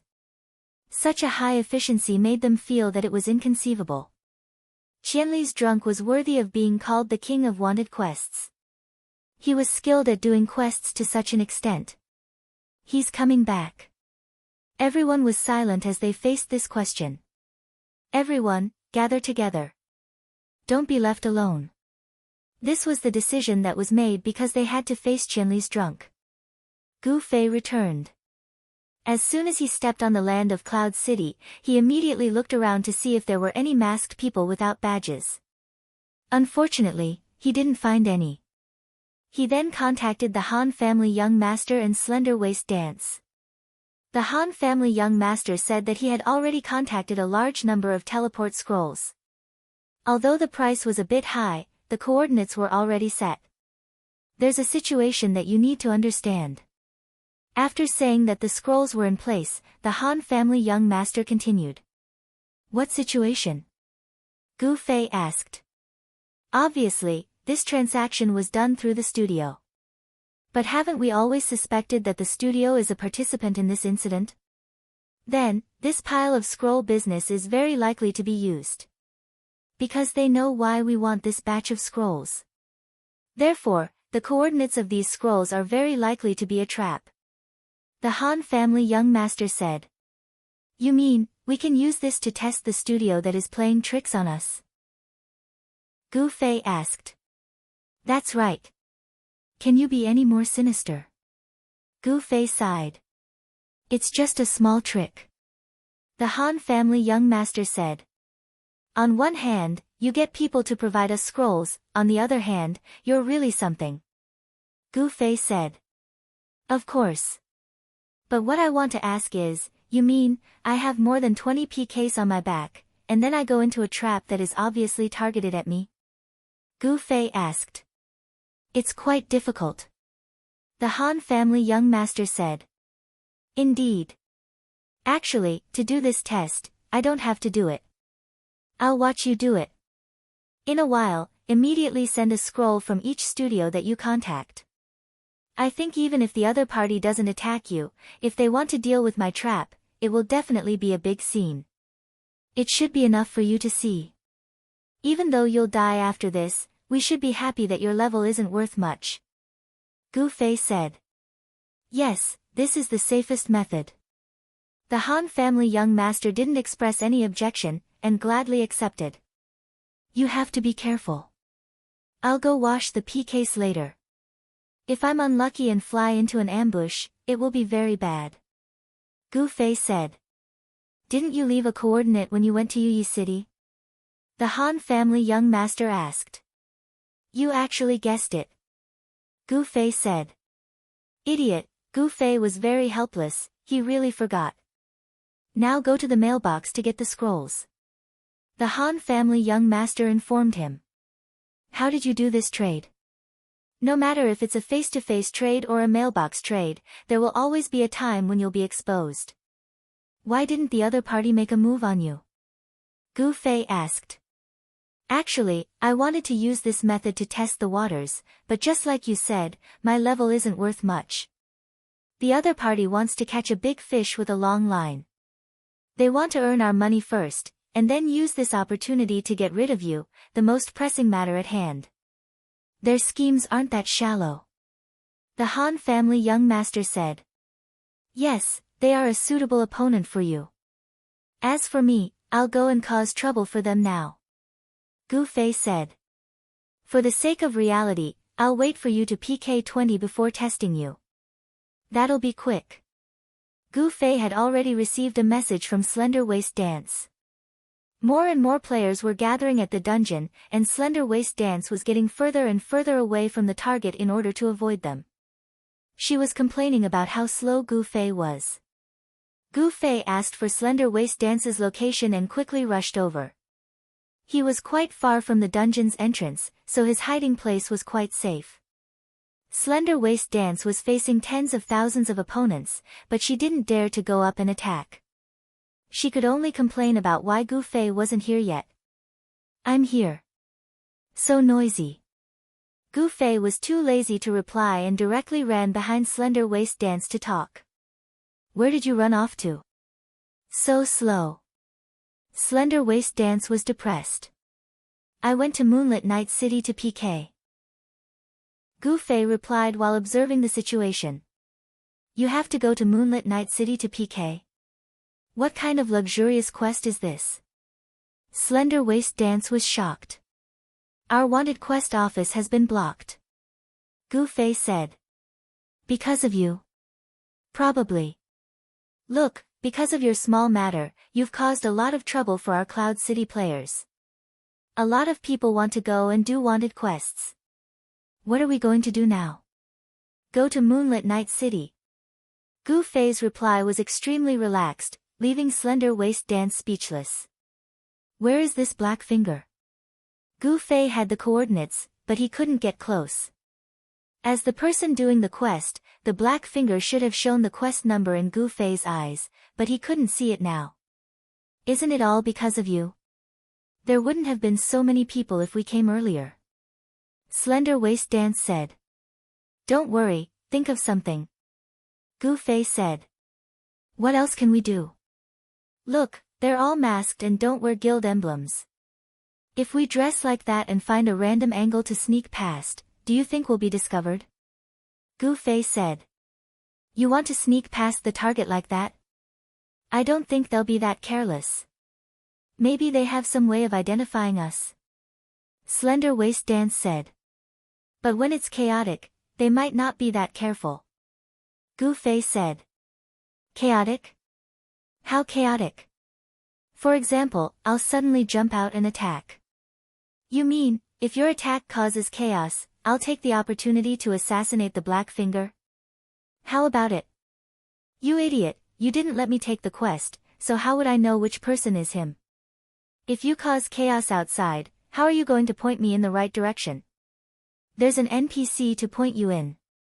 Gu Fei smiled. NPC? Slender Waist Dance was startled. Gu Fei had already noticed the two guards not far away. He walked up and showed them his wanted license. The two guards immediately saluted, and the NPC's meticulous voice rang out, Sir, what are your orders? Calm. Sir.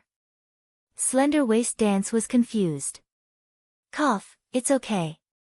Gu Fei seized the time and immediately gave instructions for the wanted quest. These two guards might not be as strong as the help that Gu Fei received in the city battle quest, but their intelligence was on the same level. After understanding Gu Fei's intentions, they saluted Officer Gu Fei again and walked out.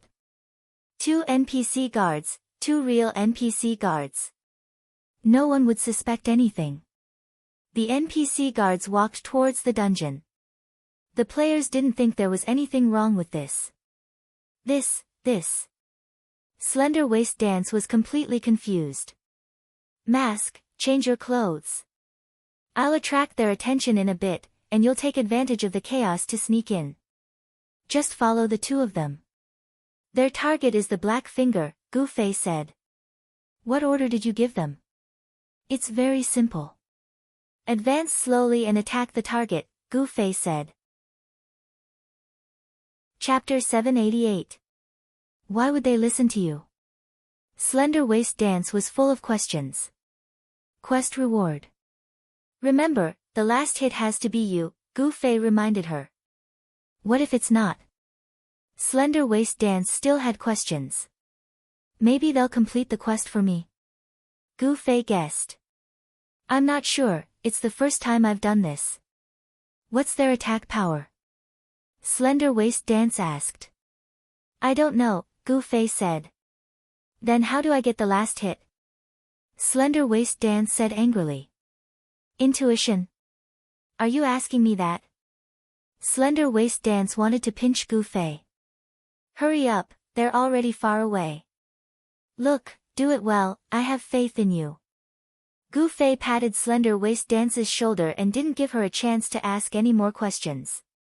He turned around and jumped out of the street. Hello everyone. Gu Fei waved at the players.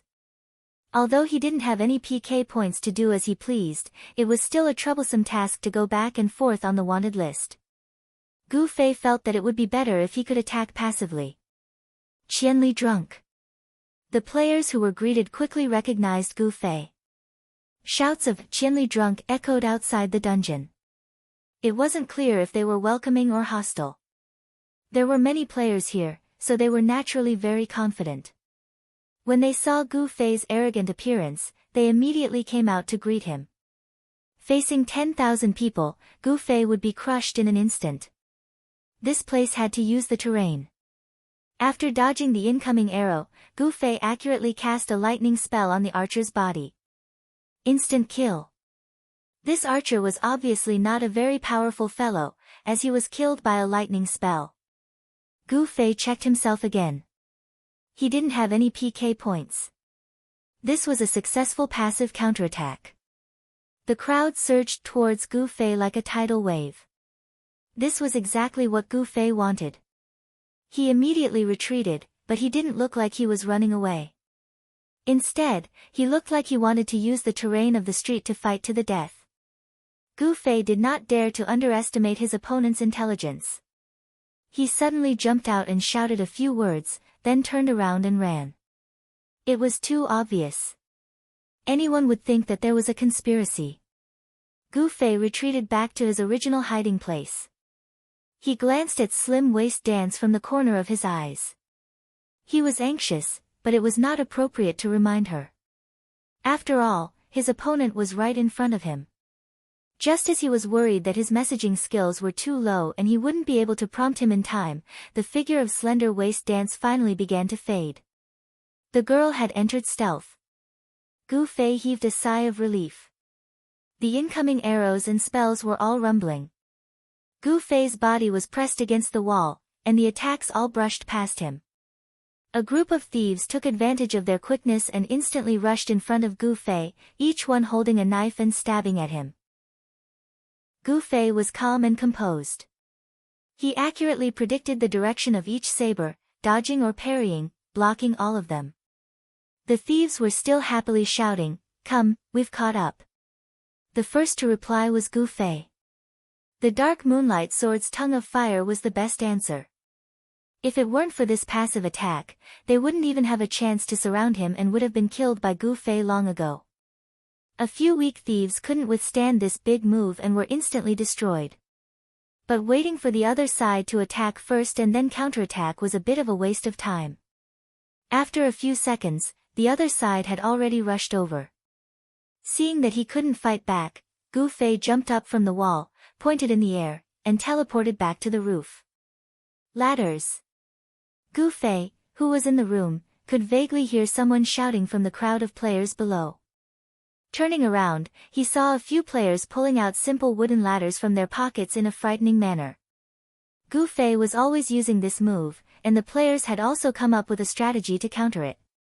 Gu Fei didn't have the time to admire their performance when climbing the ladders. The other side's ranged classes were still chasing after him.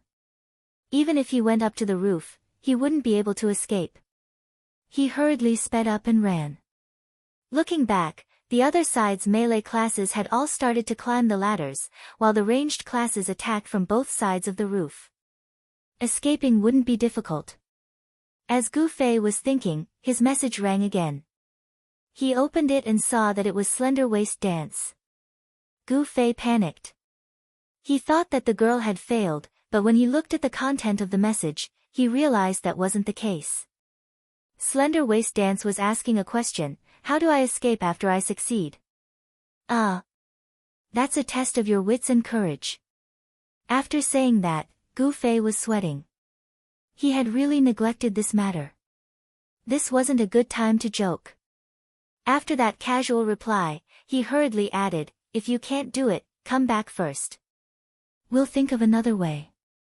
"You piece of trash." Slender Waist Dance replied and went silent. Gu Fei didn't know what she was planning, so he hurriedly sent another message to ask. In the end, he was scolded, "You're so noisy. Don't get in my way."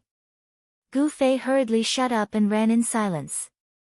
After running a few steps, he suddenly thought, why did I start to focus on running again? Wouldn't this make people suspicious? I have to get into a fighting stance. Looking at the cooldown, I teleported away.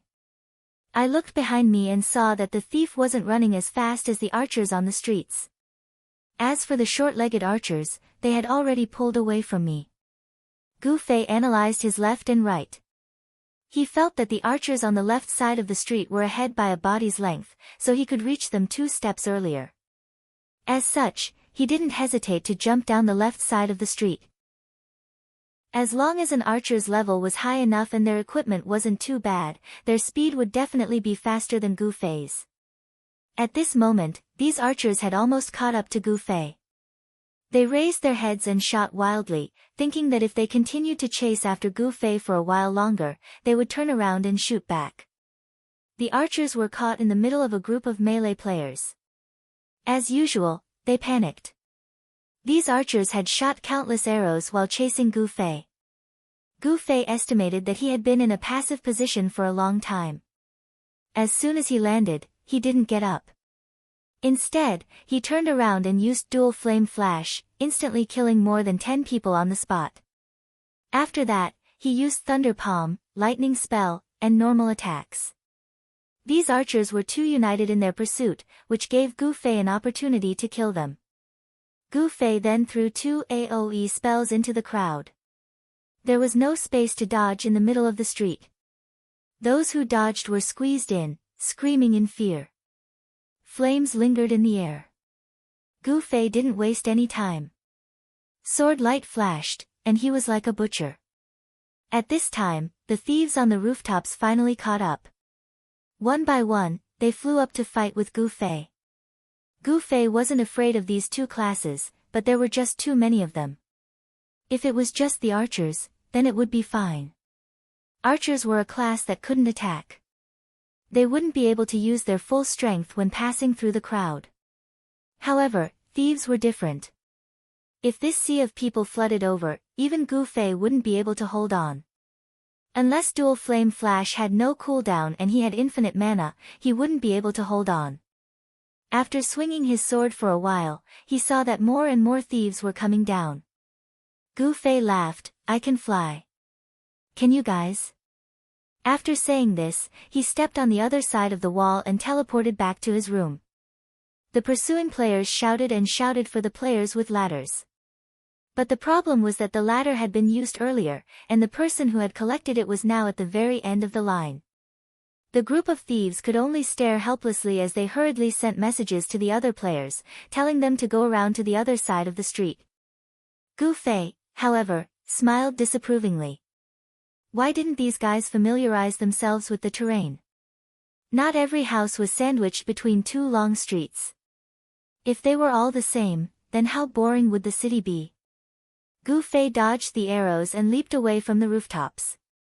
At this moment, Gu Fei's PK value was already stacked up.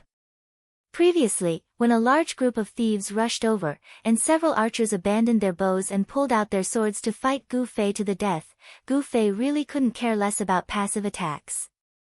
Once his PK points were up, the active and passive rules became ineffective. Every person he killed gave him a point. At this time, Gu Fei already had 17 points. In his mind, he was just casually killing, but he had already killed so many people. His opponents were too cruel. At this time, the young master of the Han clan happened to send a message to Gu Fei, asking about the battle situation. "I killed quite a few. Can I start now?" "Go." The Han family young master's original idea was to test the authenticity of these workshops. He had kept a scroll from each workshop. Now that the time was ripe, he immediately teleported to investigate. Back to Skin Waste Dance. Of course, this girl wasn't the simple-minded type. She had initially used stealth in order to blend into the crowd without anyone noticing. Although maintaining stealth while advancing behind the two NPCs was an excellent method, if the other party had an anti-stealth skill that could detect her presence, then her movements would be too suspicious to explain. Therefore, the best way was still as Gu Fei said. Take advantage of the chaos, and when no one paid much attention to each other, she would be able to blend in. The other side gave Skin Waste Dance an order. Gu Fei suddenly appeared. Although he tried his best to pretend that he was going to fight to the death, anyone with a bit of common sense would not think that Gu Fei wanted to kill so many players at once. Not to mention his ability, just the PK limit of 30 points was enough for the opponents to think that Gu Fei wanted to kill so many players at once. Therefore, when Gu Fei suddenly came out to provoke them, they would only think that he was trying to exhaust their strength, and at the same time, think that he was trying to divert their attention. However, they guessed wrong about Gu Fei's purpose of diverting their attention. These people stood guard outside the dungeon, mainly thinking of taking care of the players who came out of the dungeon. At this time, it had been a while since the encirclement began. If the players only had a little PK value, they were very close to being released. Black Index Finger naturally thought that Gu Fei was trying to divert their attention to create an opportunity for the players who came out of the dungeon to escape. Of course, it was impossible to leave openly, but as long as they were not attacked for a few seconds after coming out, they could use a teleportation scroll.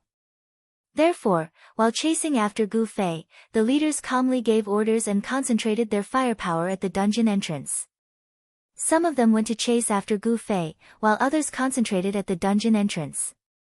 Skin Waist Dance moved in that direction with such an opportunity, not arousing any suspicion.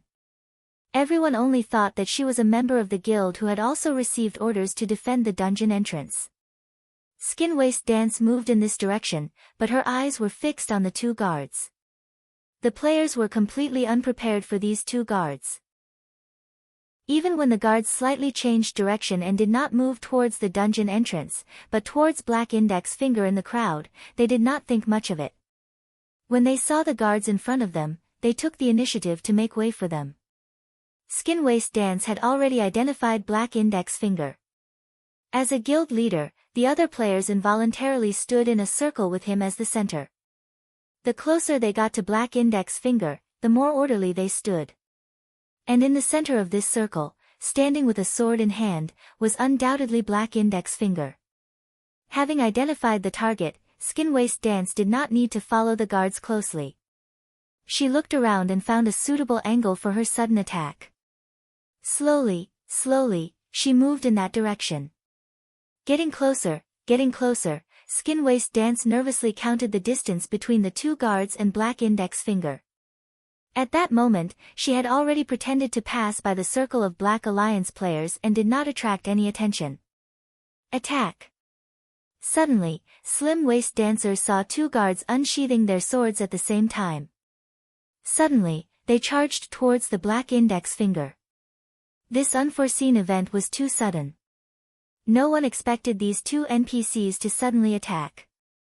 Even after watching the NPCs draw their swords and charge, everyone was still puzzled. What are these two NPCs doing? This kind of unexpected attack, other than those with extremely abnormal reactions, how many people could avoid it? Unfortunately, Black Index Finger did not have that ability. He was even wondering what the two NPC guards were doing, just like the others. In the end, he was blocked by the two guards' charge at the same time. Black Index Finger was instantly knocked to the ground, but he was not sent flying. It was evident that the two guards were rather mediocre. This, on the other hand, made everyone suspicious. Some of the players shouted, "Spies," some shouted, "Who is it?" and some even started to use identification. Guards, unmistakably system guards. These two were undoubtedly NPCs. But how could the guards be so cowardly? The two of them charged together, and they only knocked the players to the ground. A group of players was about to swarm the two guards when someone suddenly shouted, "Don't do anything." After shouting, he immediately turned around and asked Black Index Finger, "Is it some kind of quest?" Black Index Finger immediately came to a realization. Suddenly, two NPC guards, who were much stronger than ordinary guards, attacked him for no reason. If this wasn't a quest, what was it? Black Index Finger hurriedly opened the quest interface, but found nothing. But perhaps he would only receive the quest after he knocked down the two guards. Black Index Finger thought as he got up from the ground. At this moment, the two guards were surrounded by players and could not even reach him. Slender Waist Dance, on the other hand, had seized the opportunity. The moment Black Index Finger was knocked down, countless people came to his rescue. Relying on her superior speed, Slender Waist Dance easily seized the opportunity and reached Black Index Finger's side. However, the weakness of these two guards was also beyond her expectations. Seeing how Black Index Finger didn't seem to panic after being knocked down, it seemed that his damage wasn't high at all. Perhaps he could even take on these 2 guards by himself. This is going to be difficult. Slender Waist Dance thought to herself. These 2 guards were so weak that they could not even reach her after being blocked by the players. How could she have the chance to deal the final blow? Attack now. Black Index Finger still had a cleric with him, and he was also a warrior. With the cleric's healing, her explosive damage would not be enough to kill Black Index Finger. In the end, she would die in vain. Slender Waist Dance thought about it and felt that she did not even have the chance to die together with Black Index Finger. This task was probably impossible. This was a very embarrassing thing for her, but no matter how embarrassing it was, she had to admit it. Slender Waist Dance helplessly sent a message to Gu Fei, "There's no chance." Gu Fei had already shaken off his pursuers and was waiting for news from both sides. Slender Waist Dance arrived first, and seeing that it was bad news, Gu Fei expressed his concern first. "Are you alright?" "I'm fine, but I didn't have the chance to attack. Those 2 guards are too weak, they don't look like the usual system guards," Slender Waist Dance said. Gu Fei sighed, "Then hurry up and retreat, don't get discovered." "Wait, there's a chance." Slender Waist Dance suddenly replied. "What?" "Black Index Finger is asking for it." Slender Waist Dance was very excited, because she clearly heard Black Index Finger telling the players to let go of the 2 guards. He wanted to fight the guards one-on-one. "Don't reply, don't help me. These 2 aren't strong, and the quest doesn't have any hints right now. If the hidden condition is for the players to defeat the target one-on-one and get help, then it'll be bad," Black Index Finger said. The players nodded in understanding. There were quests like this in the parallel world. If it was required to be completed by a single player, then it had to be completed by a single player. A party couldn't be formed, and a passerby couldn't help either. The cleric's healing was also a type of help, and it didn't count as a single player. Everyone backed off a little to give the Black Finger some space to do its thing. Black Index Finger, on the other hand, was full of confidence. He was a warrior, so he was very familiar with charge. After taking 2 hits, he immediately knew how much damage he could deal to the 2 guards. It was not difficult for him to take on 2 of them at once, unless their HP was ridiculously high. That was another matter altogether. As soon as the 2 guards broke free, they immediately attacked Black Index Finger. This made Black Index Finger even more certain that this was a quest that belonged to him, so he also attacked first. With a charge, one of the guards was sent flying. The crowd applauded and cheered for their guild leader's bravery. The other guard slashed at him, but Black Index Finger dodged it and slashed at the guard's waist. Of course, the NPC had the spirit of an NPC. He ignored the attack and continued to slash at the guard's waist. This time, Black Index Finger wasn't able to dodge and was hit head-on. However, he continued to smile, as if the attack wasn't enough to scare him. After that, the 2 of them exchanged blows. The battle was intense. When the other guard who had been sent flying came back, the Black Index Finger lowered its blade and activated Whirlwind Slash. After a series of sharp slashes, the guard who had been fighting with the Black Index Finger for a while couldn't hold on any longer and was killed on the ground. Chapter 789. Black Index Finger felt even more at ease when he saw that the other guard only had so little health left. The other guard also took a Whirlwind Slash and didn't have much health left. Black Index Finger didn't have to worry about the guard's attacks anymore. The 2 of them slashed at each other until the guard's health was depleted and he fell to the ground. The surrounding players applauded and cheered for their guild leader. Black Index Finger was also full of smiles. He accepted the cheers of his subordinates and calmly opened the quest interface. Before he could take a look, he suddenly saw a white light around him. The surrounding players were also stunned. The experienced players could tell that this was the white light of a teleportation point. Is it a quest? Everyone thought. Black Index Finger also thought the same. In the next moment, he teleported away. Black Index Finger arrived at a new area. He was still looking at the quest interface, but it was empty. There was no notification of a new quest. Did I teleport here and find someone to accept a quest from? Black Index Finger looked at his new environment and was still daydreaming when he suddenly felt a pain in his back. Black Index Finger, who was also very experienced in combat, immediately knew what kind of attack this pain was. It was a thief's backstab. However, the damage of this backstab was shockingly high. Black Index Finger's face instantly turned ashen. As an experienced player, he didn't rush to look behind him. Instead, he charged forward to escape from his opponent's attack. Only then did Black Index Finger turn around, but there was no one behind him. While Black Index Finger was in a daze, Slender Waist Dance took the initiative to appear. "I'll let you know why you're dying." Slender Waist Dance laughed proudly and rushed over. "What's going on?" Black Index Finger still couldn't figure out what was going on. More importantly, it didn't expect the two NPCs to be accomplices in this attack. However, Slender Waist Dance didn't waste any more time talking to him. She rushed forward and slashed. Black Index Finger counterattacked, but he knew that it was only a last-ditch struggle. He recognized Slender Waist Dance and knew her strength. Even if he was at full health, he might not be a match for this woman, let alone now that he only had one life left. Slender Waist Dance clearly knew that he didn't have much health left. She couldn't even be bothered to dodge Black Index Finger's attack. The Black Index Finger was tragically destroyed by a thief using a warrior's fighting style. "It's done." Slim Waist Dance happily reported the result to Gu Fei. "Oh. Did you escape smoothly?" Gu Fei asked. "Hee, I'll get away first, then I'll make my move." "How about it?" "Genius, right?" Slender Waist Dance said proudly. "What do you mean?" Gu Fei asked. The Black Index Finger wanted to duel with two minions.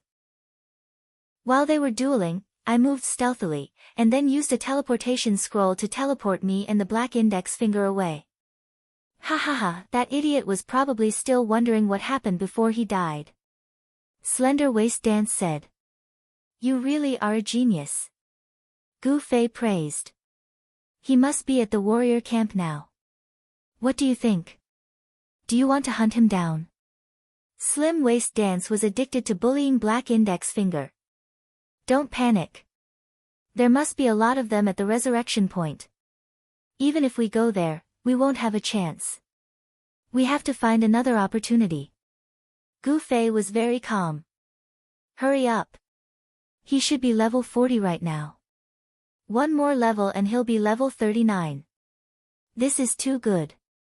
Slender Waist Dance was ruthless. "His PK points are still there, so the wanted quest won't disappear. I'll keep telling you his coordinates, so keep paying attention."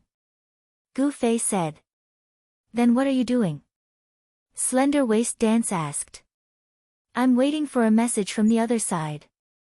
When it's done, I'll probably go and clear my PK points."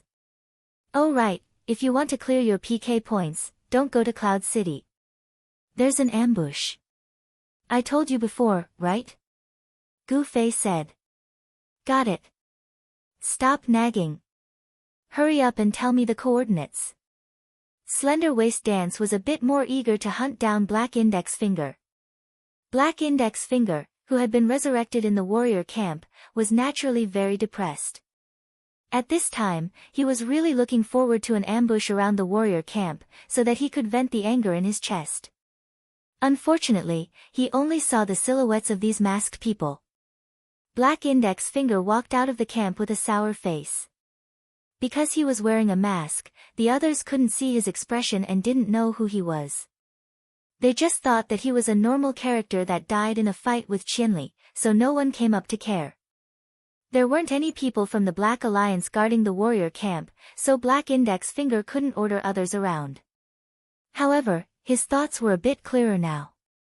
Qianli Drunk had already received his wanted quest, so he was able to accurately guide Slender Waist Dance to kill him.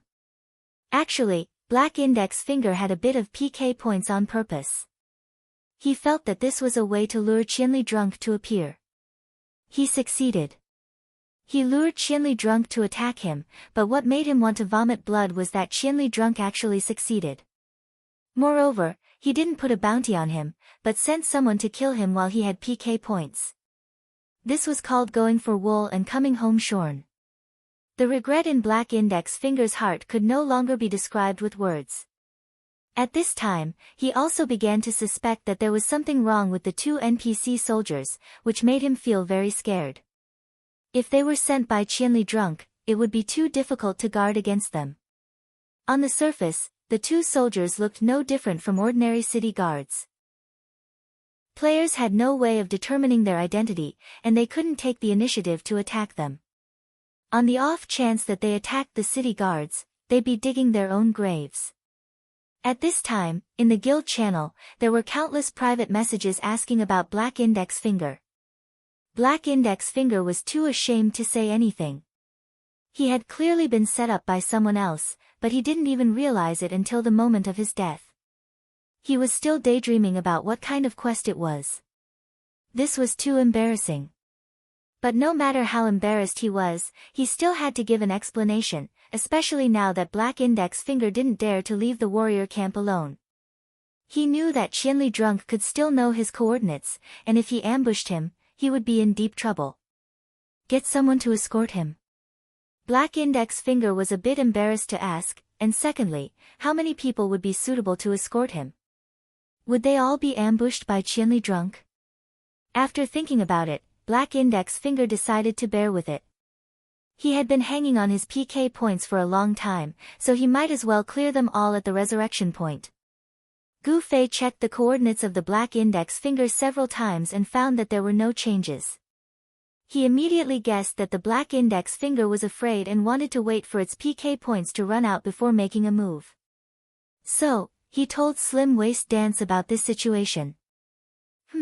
Then I'll go take a look around the warrior camp. I don't believe that he won't come out forever, Slender Waist Dance said. Don't be careless, that place is filled with their people. Gu Fei didn't support this decision. He felt that the other side had already thought of such a simple idea. The resurrection point would be filled with people who would pay attention to suspicious players. With Slender Waist Dance's arrogant attitude, it wasn't suitable for her to do such a secretive thing. It was easy to be exposed. Don't bother me. If I'm discovered, I'll run, alright? Slender Waist Dance said. Then do whatever you want. Gu Fei was too lazy to say anything. At this time, the Han family young master finally replied. He went straight to the point and gave an answer, Ying Qi. Oh, are you dead yet? Gu Fei was more humane today and placed the lives of his comrades first. Of course. The Han family young master said. Of course. Are you dead or not? Gu Fei was helpless. Do you think I'm someone who dies so easily? The Han family young master said in disdain. I think their target isn't you, so they didn't make a move. Gu Fei guessed. Do you think I would fly over knowing that there was an ambush and let them kill me? The Han family young master said. Oh, what did you disguise yourself as? Gu Fei asked. The Han family young master directly ignored this question. How are things on your side? Black Index Finger has been killed twice. Gu Fei announced. Not enough, it's only 2 levels. They don't feel threatened. The Han family young master said. But now he won't come out of the revival point. Once he stops PK, we won't be able to find his location. Gu Fei said. Send someone to monitor him. The Han family young master said. He'll be discovered, right? Of course he'll be discovered if someone as obvious as you go. Find someone who isn't obvious, like someone who lives forever among flowers. The Han family young master said. Oh, that's a good idea. Gu Fei nodded. In fact, Eternal Life Amidst the Flowers had sent Sakurazuka Tsukuzi to keep in touch with Gu Fei, expressing that he would help out as well. This group of wretched men had always been very loyal at critical moments. Gu Fei immediately contacted Tsubasa Sakuratsuka. When Tsubasa Sakuratsuka heard this, he laughed. Don't worry, Brother Zue, we're good at this. Be careful, the revival point is filled with their people. Gu Fei said. Isn't it just wearing a mask and not wearing a badge? Who doesn't know how to do that? The people on Tsubasa Sakaratsuka's side didn't disperse. They had been waiting to get involved in this mess for a long time. Some people were afraid of trouble, some people liked to get involved in trouble. The men who lived among flowers were the latter. When the group heard Tsubasa Sakaratsuka's orders, they immediately covered their faces. They didn't wear their guild badge for a long time. They were notorious in Cloud City. Wearing a guild badge was asking for assassination. This wasn't something that happened after the city war. They already had this realization before the war. 50 people, just like that, valiantly headed straight for the warriors' camp. The players hiding in the warrior camp were shocked when they saw this group of people. They didn't receive any news that reinforcements would be coming. Every revival point had a person in charge. When he saw this group of people, he immediately greeted them. Which guild are you from? Kill them. The other party said. What? The person in charge was confused. The group of people suddenly attacked. Most of them used bows and arrows, instantly killing the person in charge. Run! Tsubasa Sakaratsuka shouted. The group of people ran in all directions.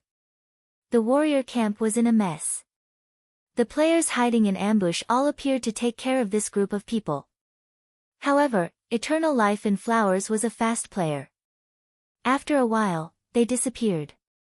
In the chaos, not only did they not get a single ghost, but their leader was also killed. The players hiding in ambush were furious. Such a wretched scam was really hard to defend against. Black Index Finger, who was at the resurrection point, witnessed everything. He even came forward to clean up the mess and immediately discussed with the guild leaders, reaching a resolution that all guild leaders must be informed of any changes. This was to put an end to the situation where everyone came and went with their faces covered.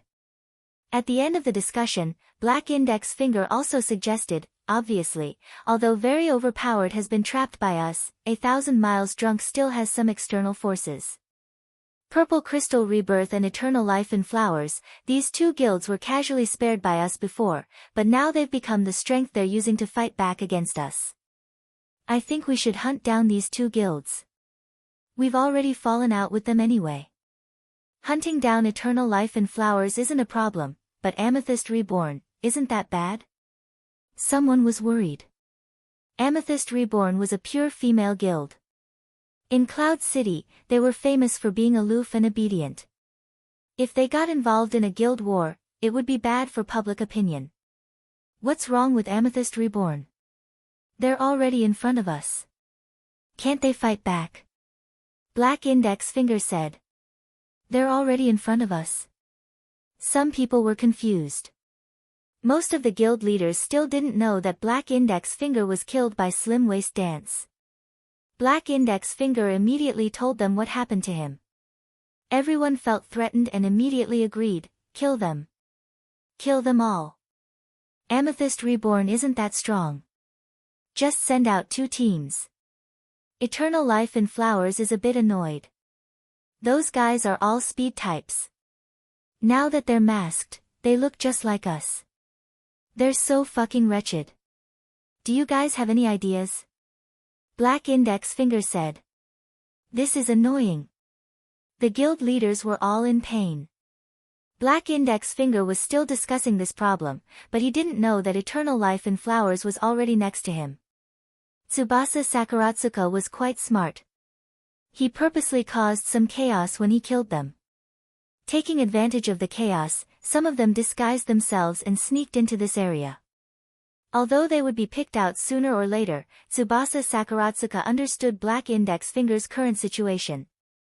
Wasn't he just waiting for his PK points? He probably didn't have much time left, so he could hide for a while. Black Index Finger has appeared. The guy who was monitoring them finally sent out the information. At this time, the bounty on Gu Fei's body had been cancelled. It was obvious that Black Index Finger's PK points had been wiped clean. Are you still going to kill them? Gu Fei asked Slim Waist Dance. Of course, I'm going to kill them all. Slim Waist Dance said. What's the situation? Didn't you say you went there for a stroll? What's the situation? Gu Fei asked. I saw a bunch of guys rush over. I killed one of them and then ran away. You're the one who did it, right? Slim Waist Dance said. It wasn't me. It was Tsubasa Sakaratsuka. Gu Fei corrected. They're monitoring us now. Slim Waist Dance asked. That's right. If you need any information, go find him. Gu Fei said. Despicable. Slim Waist Dance felt a little uncomfortable. That group of perverted men. But killing was more important, so Slim Waist Dance took the initiative to contact them. Eternal Life in the Flower Bush was instantly excited. He didn't think that they would be working with a beauty like Slim Waist Dance. Black Index Finger has already appeared, but he doesn't seem to have any intentions of leaving. Maybe he's waiting for someone. He might not dare to go alone. Although he was excited, he still did what he needed to do. Eternal Life in the Flower Bush sent the information. When he leaves, just tell me his route, Slender Waist Dance said. Understood. The Black Index Finger finally moved, but it wasn't alone. This guy, in the end, still shamelessly called for reinforcements. Almost 300 people from the Black Alliance came. Gu Fei's intimidation was too great. Quite a few teams came, around 300. Eternal Life in the Flower Bush saw Black Index Finger leave so valiantly and felt that the ambush was over. It's only 300. Can you handle it? Slim Waist Dance asked Gu Fei. Gu Fei sighed, do you think this is a city war? I have to limit my kills to less than 30, or else the guards will move out. It'll be troublesome. Then what should we do? How about we call them all over? Including those perverted guys, there's around 100 of them. Let's go all out. Slim Waist Dance said. What are you rushing for? Take it slow, it's not time to go all out yet. Gu Fei said, but in his heart, he felt that it was a pity. It was such a rare opportunity. If this was a city war, he would definitely go up and kill them all, but now he could only watch. He didn't have enough troops. What are you doing now, kid? Slim Waist Dance asked. Washing up PK, what else can we do? After Gu Fei found out from the Han family young master that Ing Chi's scroll couldn't be used, he immediately used other scrolls to wash PK. This time, he didn't reach 20, but he didn't need to worry too much. So annoying, what kind of stupid rules are these? Even this PK point Slim Waist Dance felt anxious for Gu Fei. She was suppressing her anger and couldn't explode. Isn't that so? Gu Fei also sighed as he casually dealt with his target. He took a scroll that wasn't provided by Ing Chi and flew away. This city was extremely unfamiliar, so he definitely hadn't been here before. Gu Fei didn't even know its name, so he hurriedly went to do the quest. Eternal Life, Slim Waist Dance, watched as the Black Index Finger took the 300 people away. There was nothing they could do, and they were all quite depressed. At least we can create some chaos, right? Tsubasa Sakaratsuka thought. They were all fast guys, so if they attacked and then ran, they might be able to take advantage of the situation. As he thought about this, Tsubasa Sakaratsuka gathered the members and told Slim Waist Dance to get ready.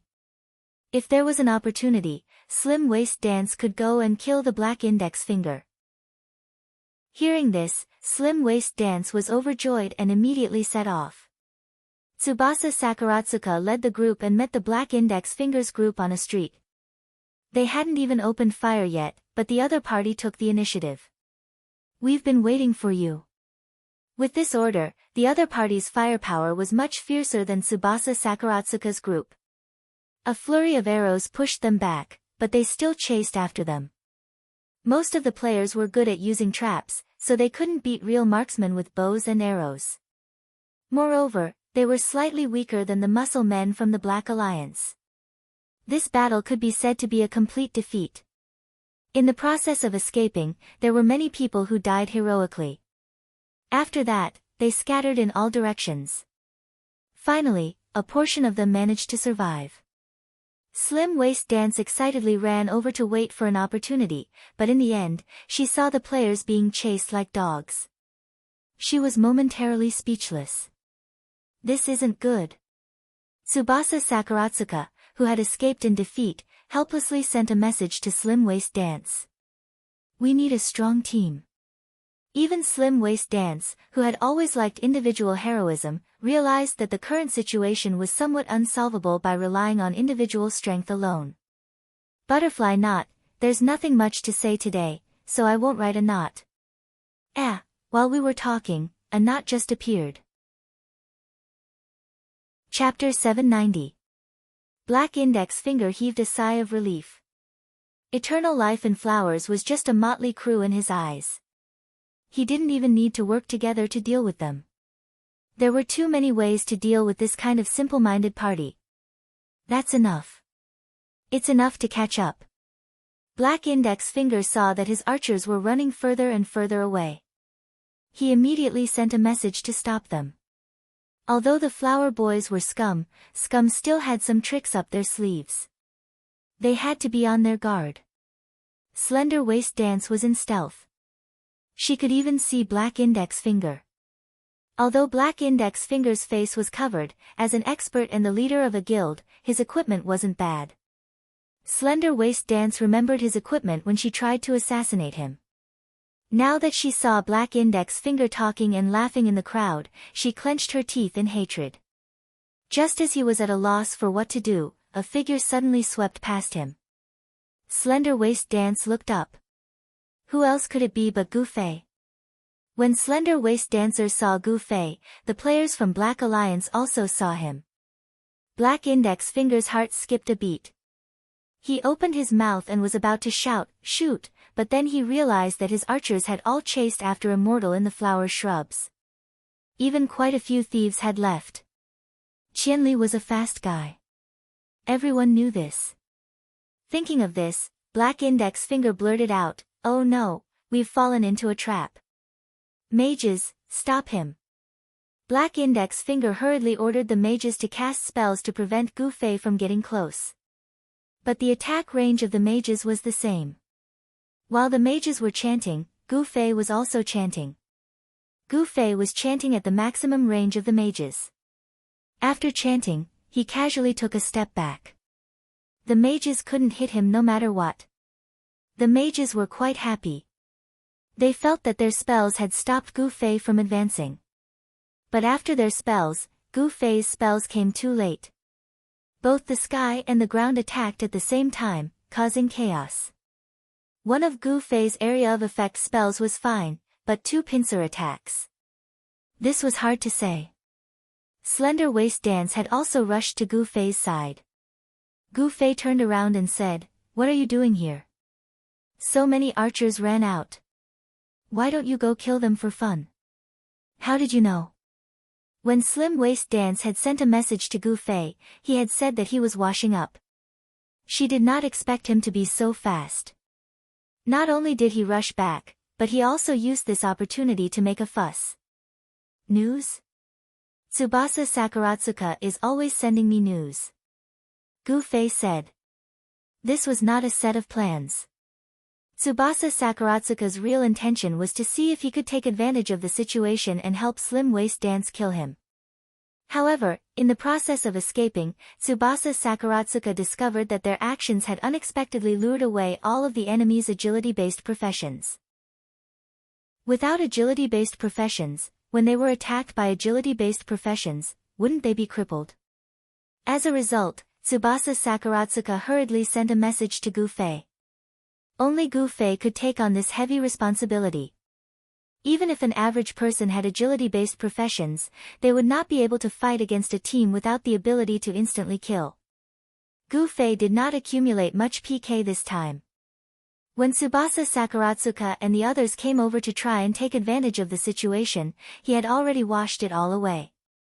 After returning to the city, he was thinking about what to do next when he received a message from Tsubasa Sakuratsuka. While reminding them not to be so rash, Gu Fei also knew that it would be a pity to waste this opportunity, so he rushed over as fast as he could. From this moment on, Tsubasa Sakuratsuka and the others had a real plan for their escape. They had a plan to lure those guys away.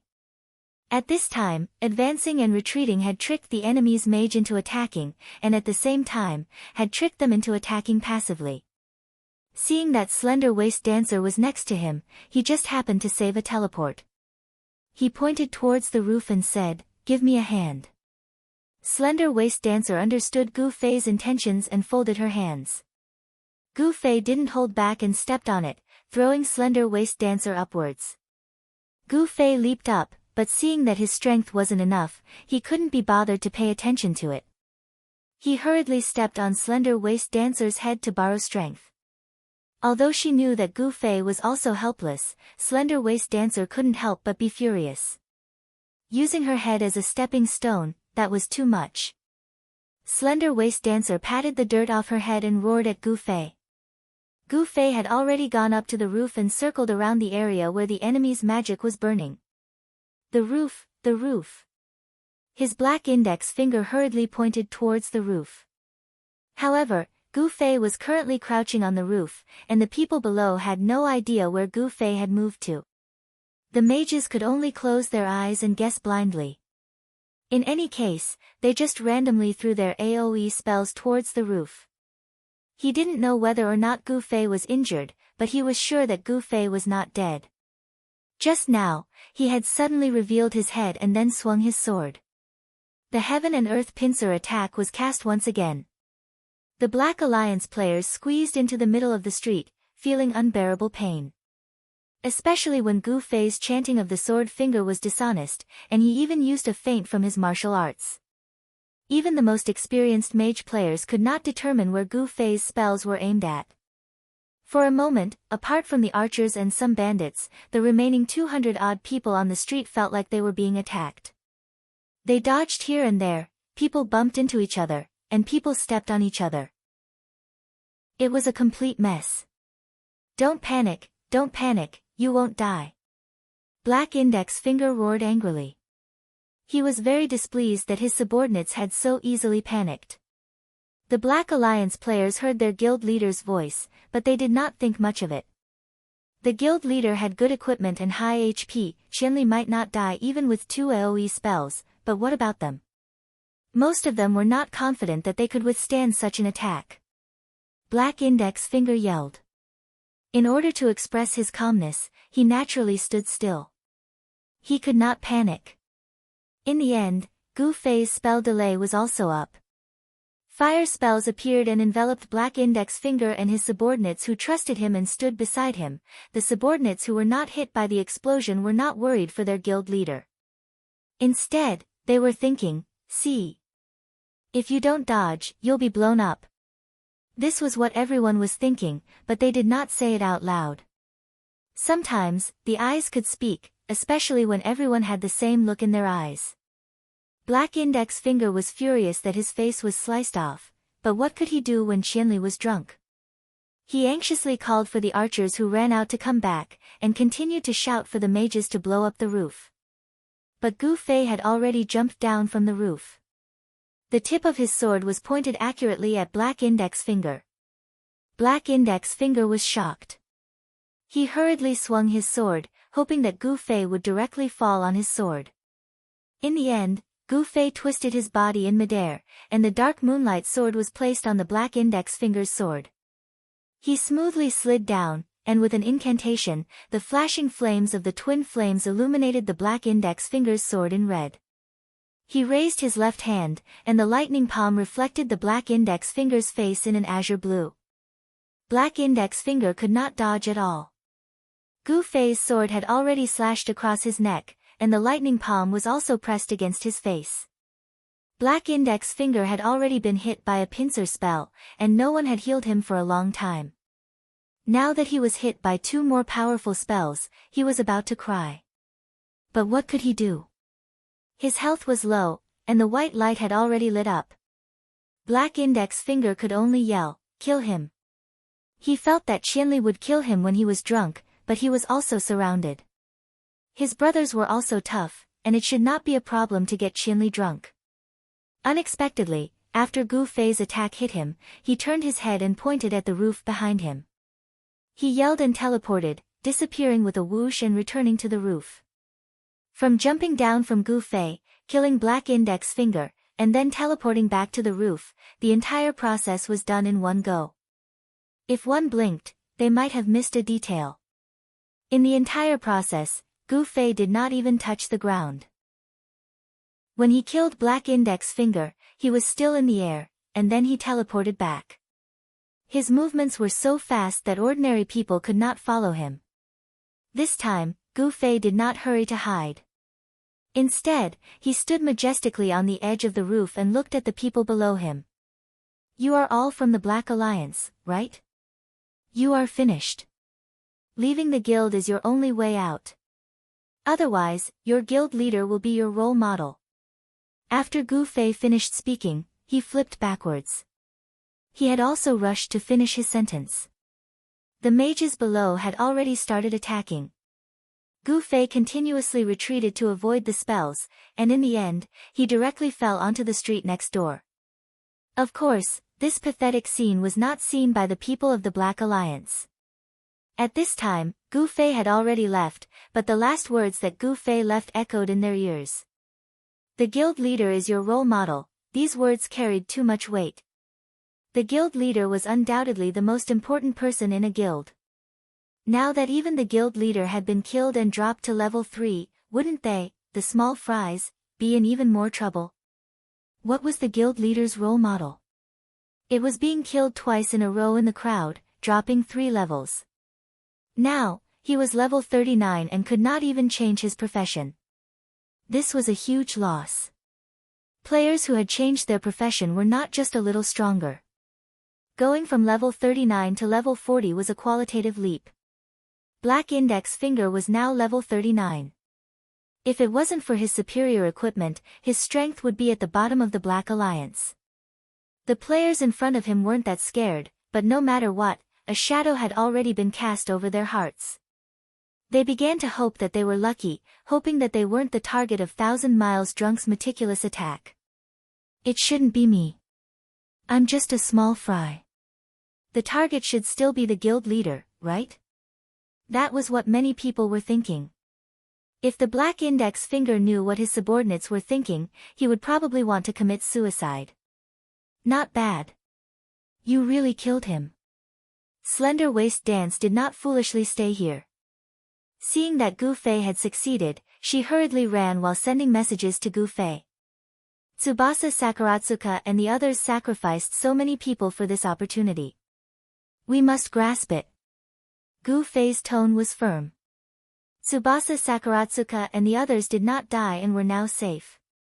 This was also because Black Index Finger had saved them. If it wasn't for the urgent summon of his subordinates, Tsubasa Sakaratsuka and the others would not have been a match for these players who were of the same profession but were faster and stronger than them. Where are we going now? Slender Waist Dance asked. Since we have PK points, let's go kill a few more. Gu Fei said. At the start, when he was dealing with the mages, he had the chance to attack passively. However, when he was dealing with Black Index Finger, he had attacked first. At this moment, he had 1 PK point on him. Warrior camp? Slender Waist Dance asked. Yeah. Even if we can't kill Black Index Finger, we can still scare him. Gu Fei said. You're so bad. Slender Waist Dance said. I was forced. Gu Fei did not feel embarrassed at all. Black Index Finger, who had been reborn in the warrior camp, knew that Qianli had easily killed him in a drunken stupor and left behind threatening words. He was a bit scared. However, in front of his guild comrades, he still had to put up a strong front. In the guild channel, he said with extreme contempt, "Tisk, that guy was just lucky enough to kill me twice. I don't believe that he will succeed every time. I want to see him come and kill me again." Boss, he might have already left. Someone said. Huh? You guys saw him? Black Index Finger was shocked. I didn't see him, but I saw Slender Waist dance. The direction he left in seemed to be towards the warrior camp. Did they meet up to find you? The subordinate continued to provide clues. Black Index Finger was so scared that he almost peed his pants, but he still pretended to be calm. Very good. Then let's meet up here and fight to the death with them. The content of this sentence exposed the fear in Black Index Finger's heart. There were only 2 of them, and he was in the resurrection point. Moreover, there were many people outside the resurrection point, but he still wanted to meet up and fight to the death. It was just the 2 of them. However, Black Index Finger knew that even if the guild leader was safe, it would be hard for them to leave, so he also rushed towards the warrior camp. At the same time, he couldn't help but pray in his heart, Qianli won't kill me when he's drunk. Qianli won't kill me when he's drunk.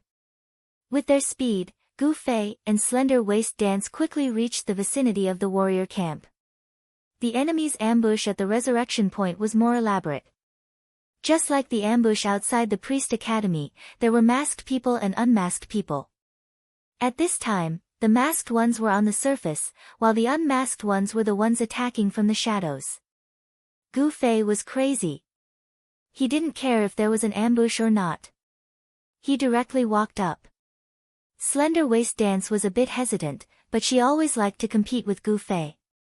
Seeing that this guy was fearless, how could she be afraid? So she followed along. Gu Fei looked around and saw 3 masked people. Without a word, he grabbed his weapon and was about to attack them. The other side didn't fight and turned to run. Slender Waist Dance was faster than Gu Fei and was about to run, but she was pulled back by Gu Fei. Slow down. What are you doing? You're running. It's all their people. Why are you running? There's definitely a trap. Be careful. Gu Fei said. Look, there's 2 more over there. Slender Waist Dance saw 2 more masked people. Gu Fei looked around. He couldn't tell if the people around him were normal players or opponents. But the masked characters ran as soon as they saw him and didn't come over to fight him. It was clear that they were trying to lure him into a trap. He obviously couldn't fall for it. Seeing those 3 run to the right, Gu Fei didn't go to the right. Instead, he pulled Slender Waist Dance to the left. Where are we going? Slender Waist Dance asked. There's definitely an ambush over there. Let's just watch and see what tricks they have up their sleeves. I don't believe that they can move people to surround us under my watch. Gu Fei said. Slender Waist Dance was a bit confused, but she still followed Gu Fei to the left. After finding a spot, the 2 stood back to back and didn't move. Are we just going to stand there like idiots? Slender Waist Dance asked. Uncultured. This is called staying still. Gu Fei said. Where are they moving? Slender Waist Dance asked. Because we're standing still, so they don't dare move. Gu Fei said. Why? Because they didn't cover their faces. If I remember them, what will we do if we chase them in the future? It's very scary. Gu Fei said. Shameless. Slender Waist Dance scolded. But what Gu Fei said wasn't wrong at all. The other side wanted to kill Gu Fei like crazy.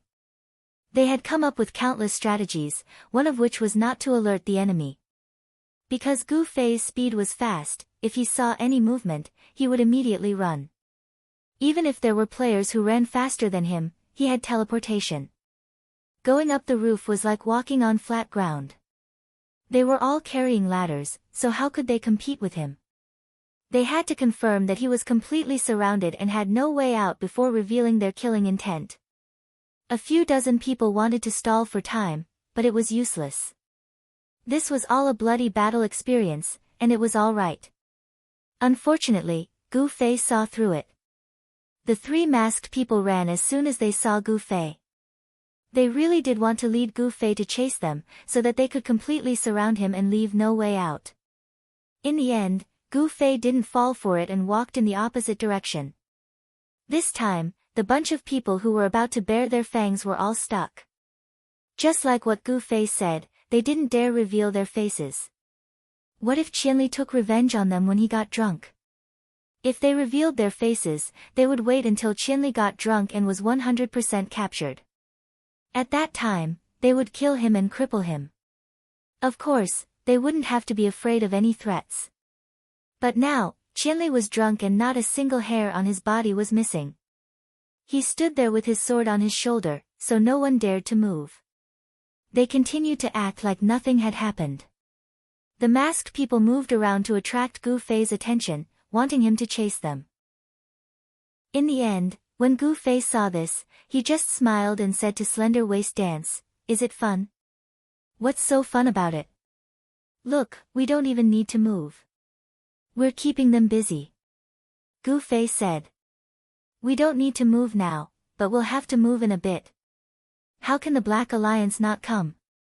Slender Waist Dance said. "Probably soon. When the time comes, do we still have to run?" "Yes." "Then what's the point of coming here?" "Look, you didn't pay attention. Over at the warrior camp, Black Index Finger has revealed his head 13 times. Each time, only half an eye would be revealed. When he saw us, he would shrink back. He's quite successful at scaring him." Gu Fei said. "What's the point of just scaring him? I saw you stand on the roof and brag, but he's still fine. He's not as overpowered as you guys." "How many people retreated at that time?" Slender Waist Dance said. "Sooner or later, they'll retreat. You need to be patient." Gu Fei said. "Okay, they're here. Go and ask if anyone wants to retreat." In the direction that Slender Waist Dance was facing, the Black Alliance players rushed over. Are we being pincered?" Gu Fei suddenly noticed that the masked and unmasked players were starting to get restless. "I'll let you play." Slender Waist Dance was furious. "Don't worry. What do we do now? Kill our way out." Chapter 791. When Slim Waist Dance heard this, she raised her sword and was about to charge, but was pulled back by Gu Fei. "Over here." "Why?" Slim Waist Dance asked. "Close." Gu Fei said. "What do you mean close? What are you talking about?" Gu Fei had already charged out, so Slim Waist Dance could only follow closely behind and ask as she ran. At this time, the two of them were charging towards the masked players guarding the revival point. The number of masked players suddenly increased, and the new ones were all players who weren't originally masked. When they saw that they were about to make a move, they all put on their masks. They couldn't let Qianli recognize their faces in a drunken stupor. This was very important. There were almost 100 of them, and they came to block the two of them. Gu Fei charged quickly, waving his sword and shouting, "Dual Flame Flash." The flames hadn't even lit up, but half of the charging 100 people had already knelt down to tie their shoelaces. The other half was still charging, but they suddenly realized that their comrades seemed to have decreased by a lot. When they turned around, they saw that half of the people behind them were squatting down and pretending. They all cursed the people behind them for being despicable, and didn't even say anything when they were tying their shoelaces. But at this time, everyone also realized that Gu Fei was only shouting, and didn't actually use a big move. The players who were scared to the point of tying their shoelaces felt ashamed, and they got up and prepared to continue charging. This time, Gu Fei really did arrive in front of them. He directly teleported, flying into the group of people, and used the real deal Dual Flame Flash. "Wait for me!" Slim Waist Dance shouted from behind. She didn't have this kind of skill, and she had to rely on killing to enter the crowd. There were so many people, and it was quite tiring for her. "Got it." Gu Fei replied as he turned around and returned to Slim Waist Dance's side. He could advance and retreat as he pleased, as if the 100 people didn't exist to him. "Hurry up," Gu Fei said to Slim Waist Dance after coming over. "You're in a hurry?" Slim Waist Dance asked. "My PK value is going to be over 30 soon." As soon as Gu Fei finished speaking, he turned around, brandishing his sword as he charged back. In the eyes of other players, he didn't look like he was here to PvP. Normally, only players who were here to grind for equipment would have such enthusiasm. Slender Waist Dancer followed behind Gu Fei. She could take care of herself well enough. Gu Fei easily broke through the encirclement of more than 100 people, but when she looked up, more people had gathered in front of her. However, this team wasn't as chaotic as the previous one. All classes were present, and their positions were reasonable.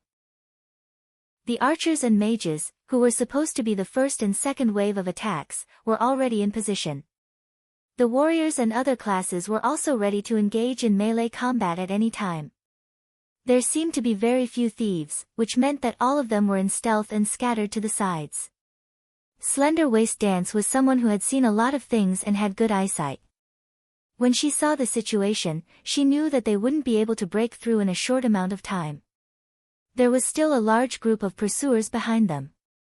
If they delayed, they would really be surrounded.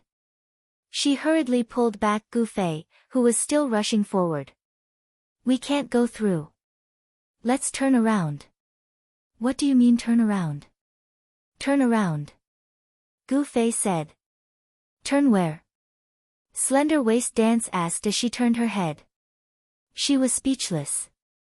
Beside them was the warrior camp, the gate to the safe zone. "Don't tell me you were planning to hide in the resurrection point from the start," Slender Waist Dance said. "What else could it be?" As Gu Fei spoke, he cut down another 2 people. As he shouted, "I can't cut anymore," he dragged Slender Waist Dance into the resurrection point. When the players saw the 2 of them going into the resurrection point, they knew that they were also afraid. The guy who always wanted to tie his shoelaces was also energized at this moment. He waved his weapon and rushed to the resurrection point, shouting loudly. According to the observation of those who paid attention, these players who shouted were still very careful. They all stood in the resurrection point and shouted. This way, even if they called out to Gu Fei, at least he wouldn't be able to cut their heads. Do you think that Qianli will be fine just because he's drunk and hides in the resurrection point? Do you think you can still run away?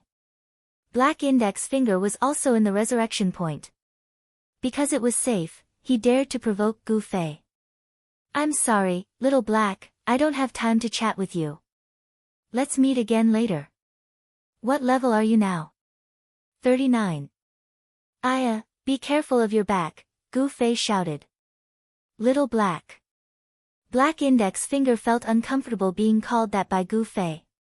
He was even more confused about what Gu Fei meant by "be careful" at the end. Before he could ask, a strong force came from behind. Black Index Finger was shocked. How could someone attack in the safe zone? Just as he was thinking, another force came and Black Index Finger was knocked to the ground. He looked up and saw that it was a guard from the resurrection point. He rushed forward hurriedly and knocked Black Index Finger down as if it was nothing. He was lucky that he didn't step on him.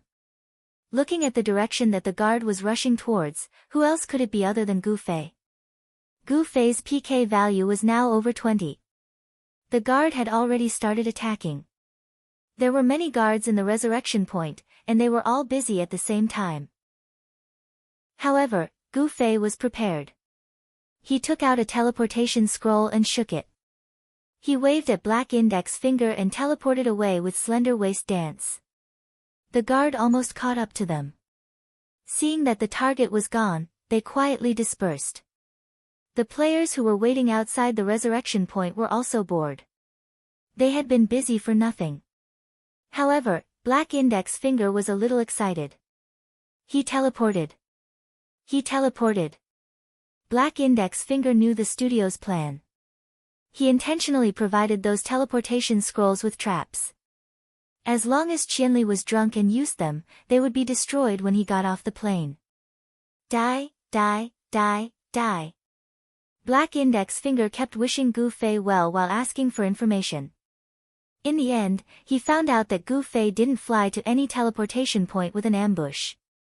It seemed like he didn't use the teleportation scrolls with traps. Damn it, this guy is lucky. Black Index Finger spat. The players outside the warriors' camp had already dispersed. They went where they should go. Seeing that Gu Fei had finally left, Black Index Finger let out a long sigh of relief and walked out of the warrior camp. Seeing that his 300 subordinates were also outside, he hurriedly waved at them.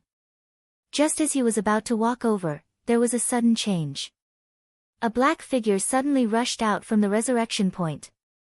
Fire and lightning flashed, and Black Index Finger only felt that he had suffered an extremely sharp attack from behind, and there was only one person who could cause such damage. Black Index Finger was resurrected before he could turn around. At the resurrection point, he saw Gu Fei, who had attacked him. Gu Fei turned around and smiled at him. "I'm back. I left you some PK points." After saying that, Gu Fei shouted at the surrounding players who were screaming and about to rush up again. "This is your role model." After saying that, he turned to the corner of the resurrection point. Under the situation where no one could interrupt him and the guards couldn't reach him in time, he flew away with a teleportation scroll again. Black Index Finger almost collapsed in the resurrection point. This guy actually came back. Black Index Finger really didn't expect this. At this moment, he didn't dare to leave the resurrection point. Just now, Qianli's appearance was so accurate and timely. It was almost at the moment when he left the resurrection point. It seemed that not only were there spies here, but there were also spies here. If he went out again, would he come back again? Black Index Finger was terrified. To be safe, he finally sent his subordinates away. "Go, get me a teleportation scroll too." "How is it? Is he coming out again?" Gu Fei was very naughty. He actually still had this idea at this moment. No, he didn't move in the resurrection point. I think he doesn't dare to be rash anymore. This trick probably won't work anymore. The person who answered Gu Fei was Dao Xiangmu. Just like the Han family young master, he also returned to the priest academy after dropping a level. However, he had a lot of experience and was also a familiar face in Cloud City. The moment before they were killed by Gu Fei, he and the other priest, Lin Sensen, went to get their guild badges. Then, they pretended to be ordinary players and swaggered out of the priest academy without anyone noticing. After that, the two of them secretly paid attention to the current situation. Finally, the Han family young master contacted them. Being a spy was something that the two of them were very good at. Thus, they continued with their mission of scouting. Gu Fei risked his life to torment the Black Index Finger, and the warrior camp naturally became a place for him to make a big deal out of it.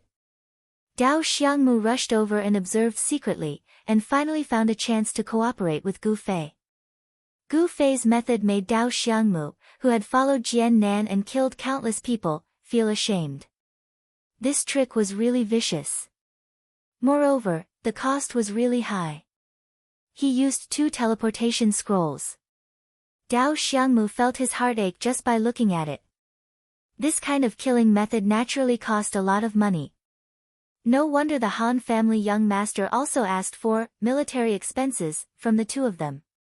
Although the two of them felt their hearts ache, they could not say the word no at this time. They only hoped that they could use it less so that they would be able to repay them in the future. However, looking at how Gu Fei killed people, using 2 scrolls for 1 level, Dao Xiangmu felt as if his money had turned into flying flowers. This made him hate Black Index Finger and the others even more. There's no more chance. Then I'll go wash my PK points first.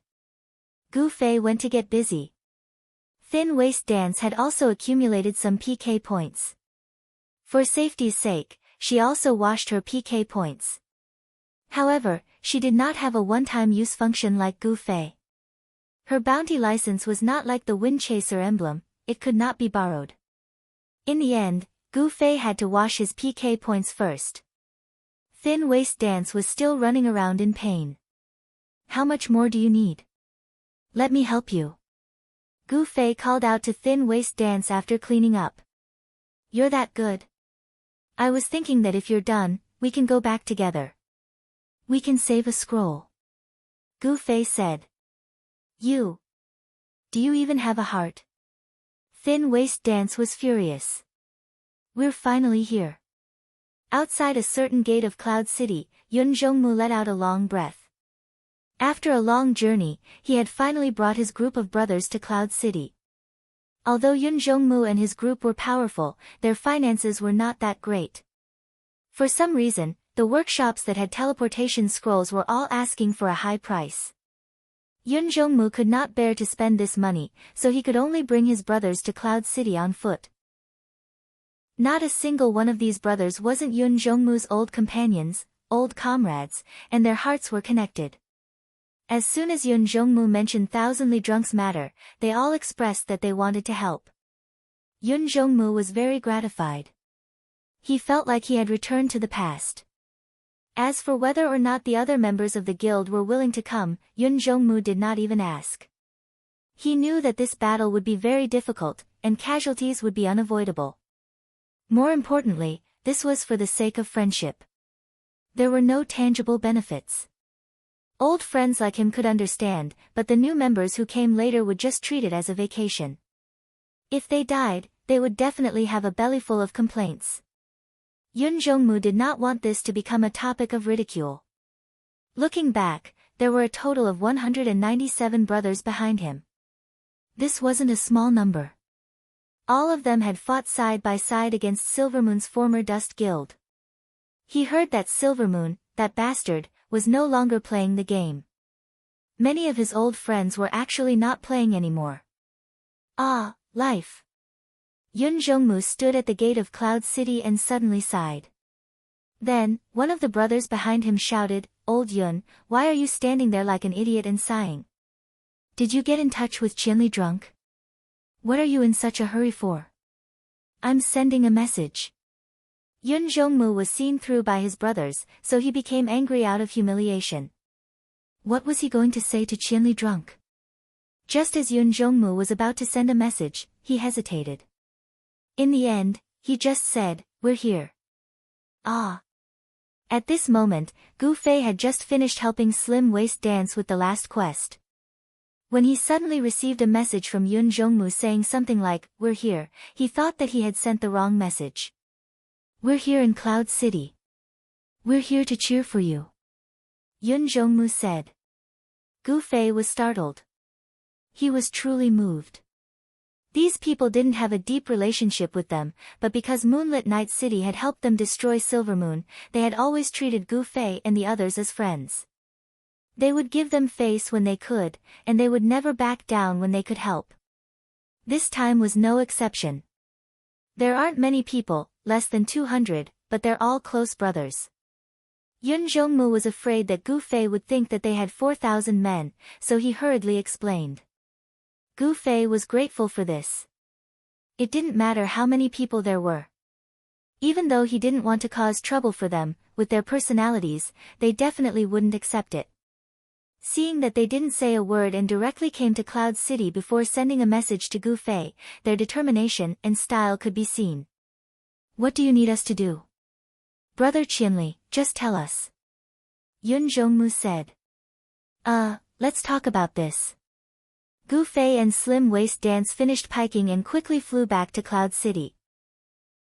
He then sent a message to the Han family young master, "What are you doing?" Observing their manpower distribution. The Han family young master wasn't idle either.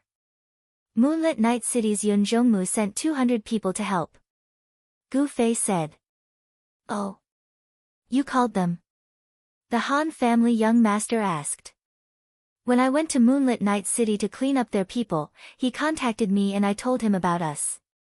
As Gu Fei replied, he suddenly said, "Wait a minute, you were the one who arranged the PK purge. This was within your calculations, right?" "You're too deep," the Han family young master said. "Am I wrong?" "You're actually as deep as me," the Han family young master said. "Is there a need for me to say this? If you want these people to help, just say the word," Gu Fei said. "Who's going to say it?" "You?" the Han family young master asked. Gu Fei was speechless. Of course he wouldn't go. The Han family young master and Yun Jongmu didn't really get along, so he naturally wouldn't go either. As a result, This guy sinisterly arranged a PK cleaning and used Yun Zhongmu and the others' temperament to lure them into this mess. He achieved his goal, but the method he used was just as annoying as always. But at this moment, apart from looking down on this guy, what else could he say? Yun Zhongmu and the others definitely wouldn't leave. Even if he told them that this was the Han family young master intentionally baiting them, they would probably be like Gu Fei and say, "What's the point? Just a message is enough." Alright, let's not talk about this anymore. The Han family young master sent a message. With these 200 people and Tsubasa Sakuratsuka and the others, we can try to do something big. Oh. I've looked around the city. Their people are mainly concentrated outside the dungeon, the wanted mission office, and a few big resurrection points.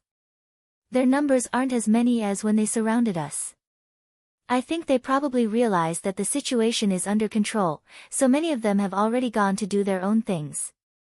After all, we only have 50 people. Gathering 10,000 people to attack us is mainly to scare us. If it's an attack, they wouldn't even need to do it. The Han family young master said. So, if it's just a normal camp, dealing with a total of 50 people, leaving a few dozen people at the resurrection points would be enough. But the other side considered that you were exiled, so they left a few hundred people at each resurrection point. They're afraid that you'll wipe them out if they don't have enough people. But the other side doesn't know that we have such a strong force, so I think we can find a resurrection point and wipe them out. The Han family young master said. Oh, which resurrection point? Any point is the same. It's funny to think about it. In the beginning, they focused on guarding the Mage Academy to stop you. But then they realized that you're moving around freely. Each resurrection point needs to have enough strength to deal with you. Otherwise, it'll be troublesome. So they strengthened the other resurrection points like the Mage Academy. You've passed by the warrior camp. What's the other side's strength like? The Han family young master asked. Not too much fighting. Sigh, my PK points are limiting me. If this was a city war. So the other side must have considered this point. Maybe they'll lure you to 30 PK points and use the guards to kill you. You have to be careful. The Han family young master said. I know. That's why I don't aim for 29 PK points. I usually start to be careful when it's 20. Gu Fei said. They know that you have this worry, so they don't have a lot of troops. Otherwise, with your current reputation of killing 1,000 people while drinking and singing, who wouldn't dare guard against you unless there were more than 1,000 people? The Han clan young master said. That's all bullshit. 1,000 people still can't handle me. Gu Fei said. If we gather the people we have now, we can completely wipe out all the people in the resurrection point. The Han family young master said. Then let's just pick one and start. Gu Fei said. Archer shooting range. The Han family young master said. Oh. What's the reason? The brothers in Moonlit Night City don't need to register. If they die, they can just go back to Moonlit Night City. But if they die in the bushes, they'll go to the archer shooting range. Who knows if they'll be noticed? Let's just take the archer shooting range and save ourselves some trouble. Okay. Then it's decided. I'll go scout out the location. After I find it, send out the coordinates. Let everyone scatter and gather here. Let's go. Let's let them have a taste of being wiped out. The Han family young master said. After we're done, we can go level up and go offline to rest. As for them, let's continue guarding outside the prison. You're tuning in to the Blissful Bookshelf YouTube channel. We're so grateful for your support, and don't forget to subscribe to join us on this incredible journey through captivating stories. Your generosity through donations truly makes a world of difference, as it's the primary source of revenue that allows me to expand and enhance this channel for you. Thank you from the bottom of my heart for being a part of this adventure.